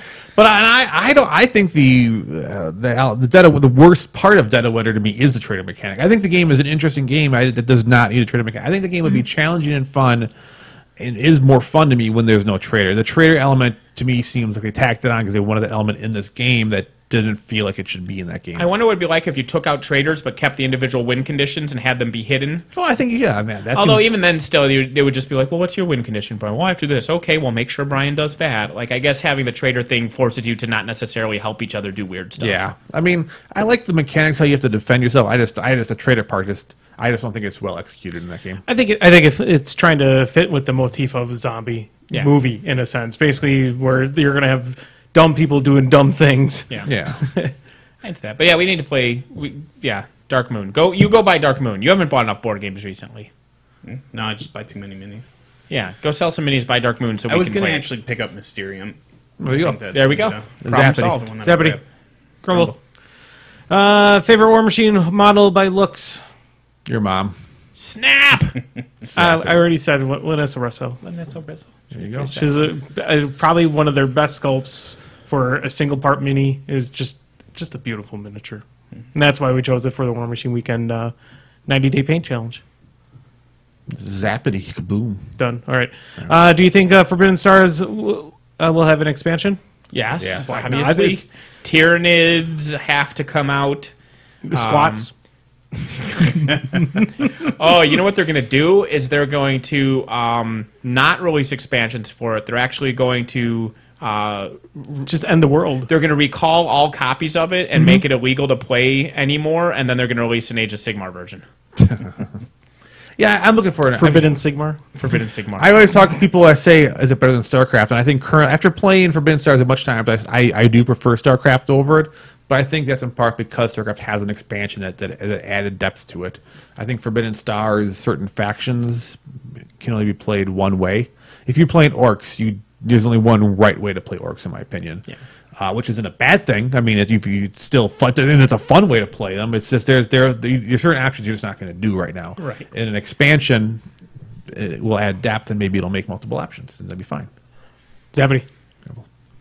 Who on the podcast is the best at painting their minis and will be willing to do a tutorial video? It's one of you two, I'm sure. Yeah. I'm the worst. I would probably not. Is there a deadline? Is this an infinite time frame or a deadline time frame? Because that changes everything. Yeah, I think it's hard to put a value judgment on who's better because Andy definitely paints his minis in a very different style than what I do. I'm very much more airbrush and bombastic colors, but I think you work in a darker medium, if I'm not mistaken. No. You only airbrush the top half of all my guys. Yeah, because it's three fucking colors on those things. No, I paint with generally I do white primer for most of my. Okay, because I just see a lot of your blends come from browns and blacks. So I just think that you have that more like classic heavy metal GW style. Yeah, that's basically where most of my stuff comes from. That's how. Yeah. I paint my numbers. I paint find quick. my entire scoring is based off no quarter 18. There's like a one-page how to paint scoring a different way, and I've followed that. I have 3 copies of that no quarter, so in case I ever lose it, I have it for the right color combination. I paint by numbers. Yeah, you guys look good. I mean, that's the thing is like it depends on the tutorial because there's nothing wrong with that. You know, like if with Andy's speed of painting and quality of painting, like Andy sure is more likely to paint like a prize-winning individual model. But if you're looking to burn through painting and like you buy a faction and you want to know how to paint them really You want to quickly, play a hardcore tournament? Like you want to play hardcore, yeah, in 2 weeks, like Next day. yeah. No, That's not what you're doing. I think if somebody I can't do wanted a tutorial, it'd be more like what exactly do they want? Because then I think we'd be able to answer more from there.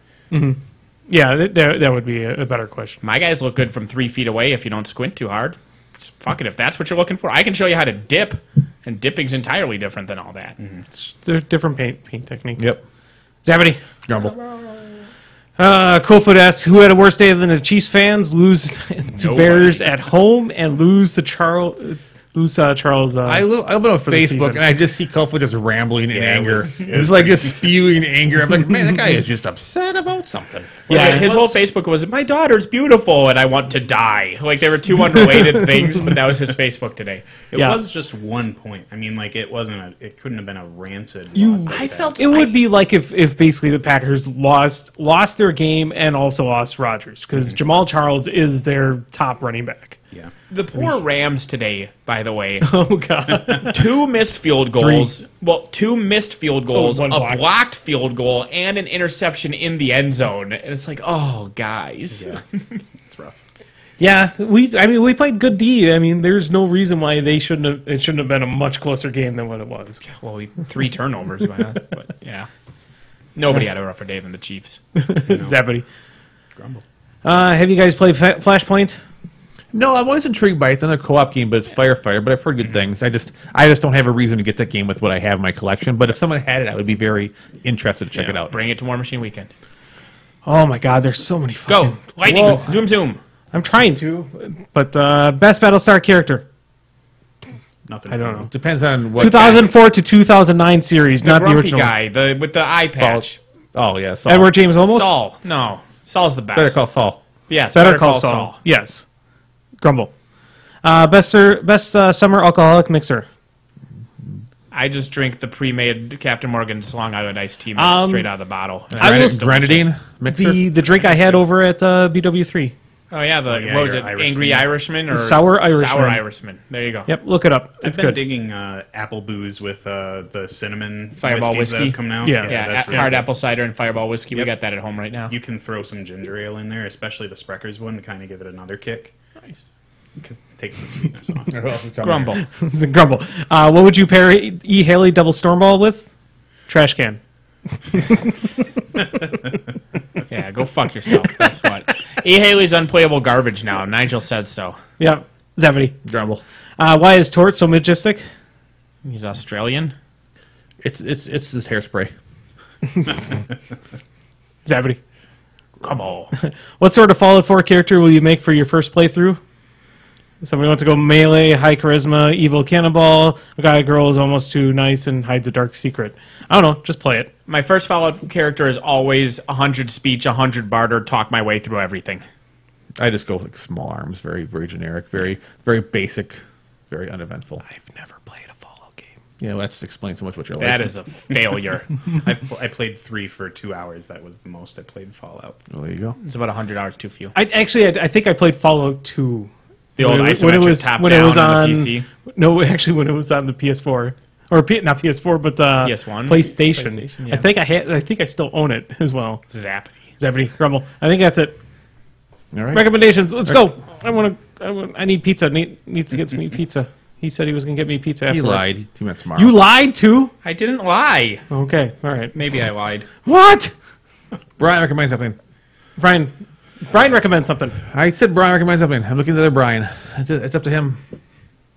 I was going to recommend something painting-wise, but I've lost. Oh, yeah, use your tongue depressors. I'm going to recommend tongue depressors, because if you want to prime some models, get some tongue depressors and a glove, stick models to the tongue depressor, just twirl it around while you're spray painting it, and that's fine if you're a spray painter.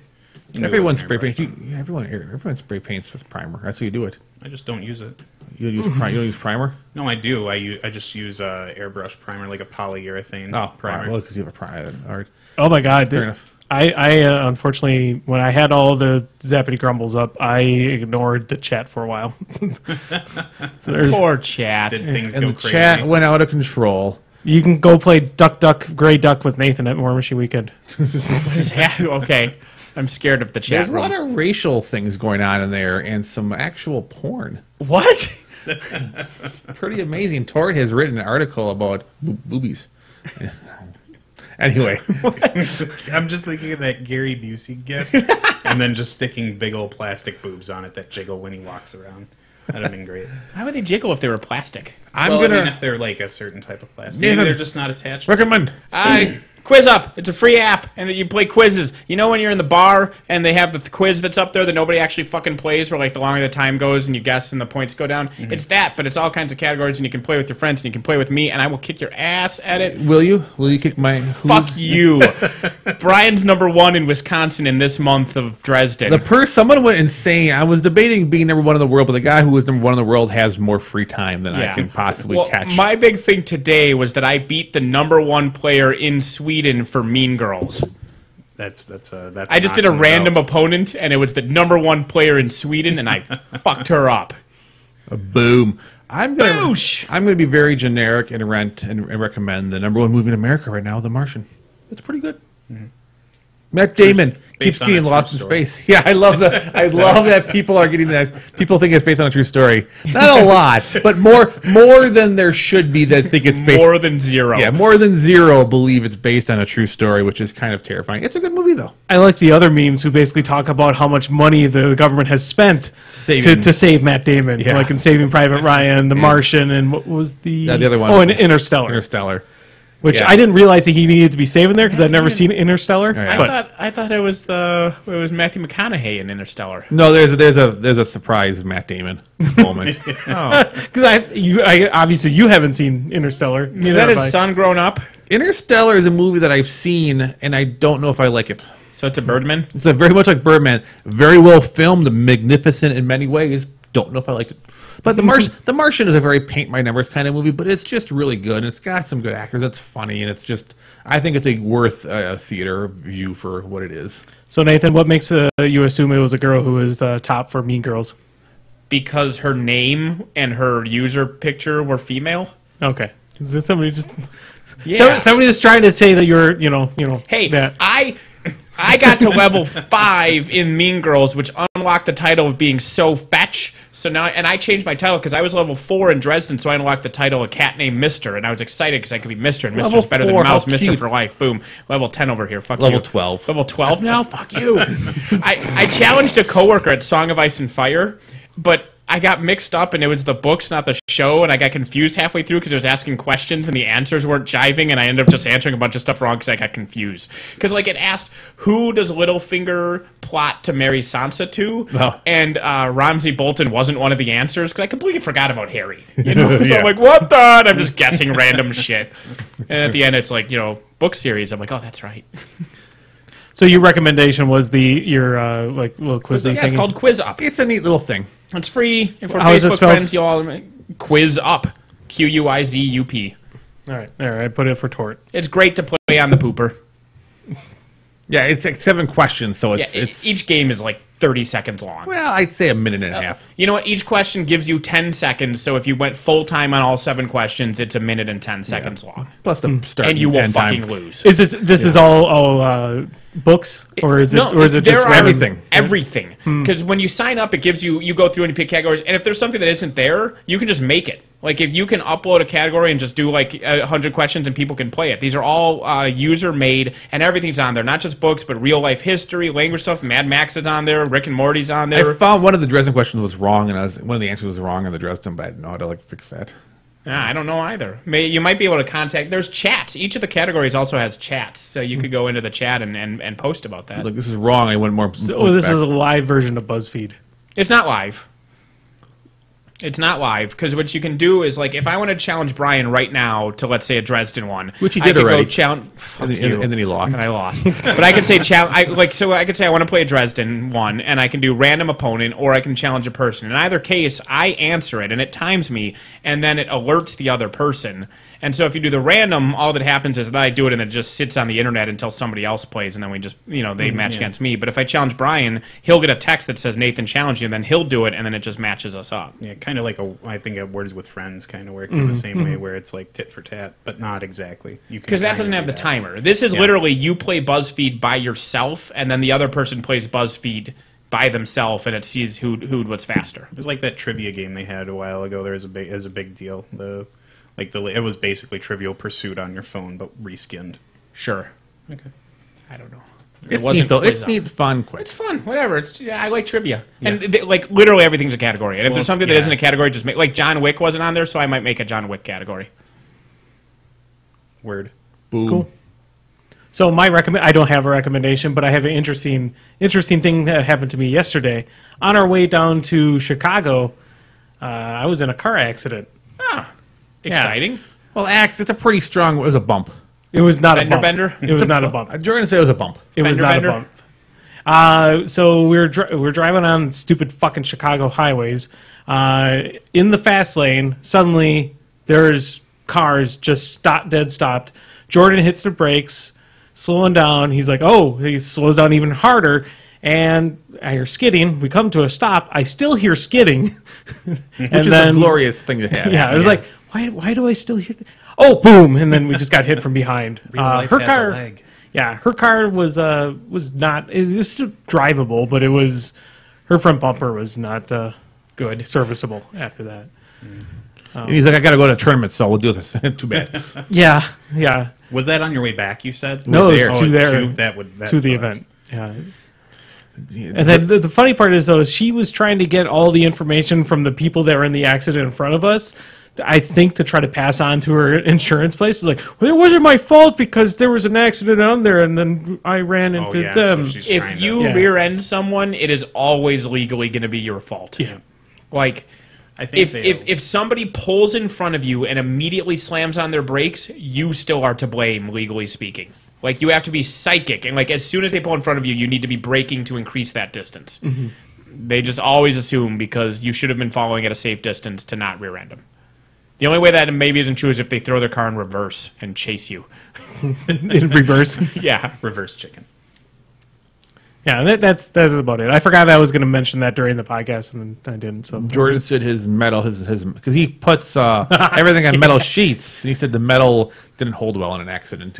Models are everywhere. Yeah. So yeah, I've told them so many times though too. They're like Travis too. Well, they're magnetized. Magnetized. They put it on a metal sheet, and they're like, "This is all good." It's like, what if that thing jostles? Yeah, like it's fine. It's fine. Normal human carrying jostle, and some of those things, the magnets are so strong, he can hold them upside down, but that doesn't handle a 40-mile-an-hour sudden shift to the left. Correct. When he does hold them upside down, even if you just tap on it, you're bound to have some that'll fall off. Yeah. Yeah, I just think foam is the best way to really go to make sure it is a bitch. A bucket. Yes, always a bucket or like a cake pan. I carry my models up in my Dunian knot. All right, that's probably a good way to call it. I'm gonna go home and watch 4 hours of TV and then maybe go to bed. It's a very exciting night. You're jealous.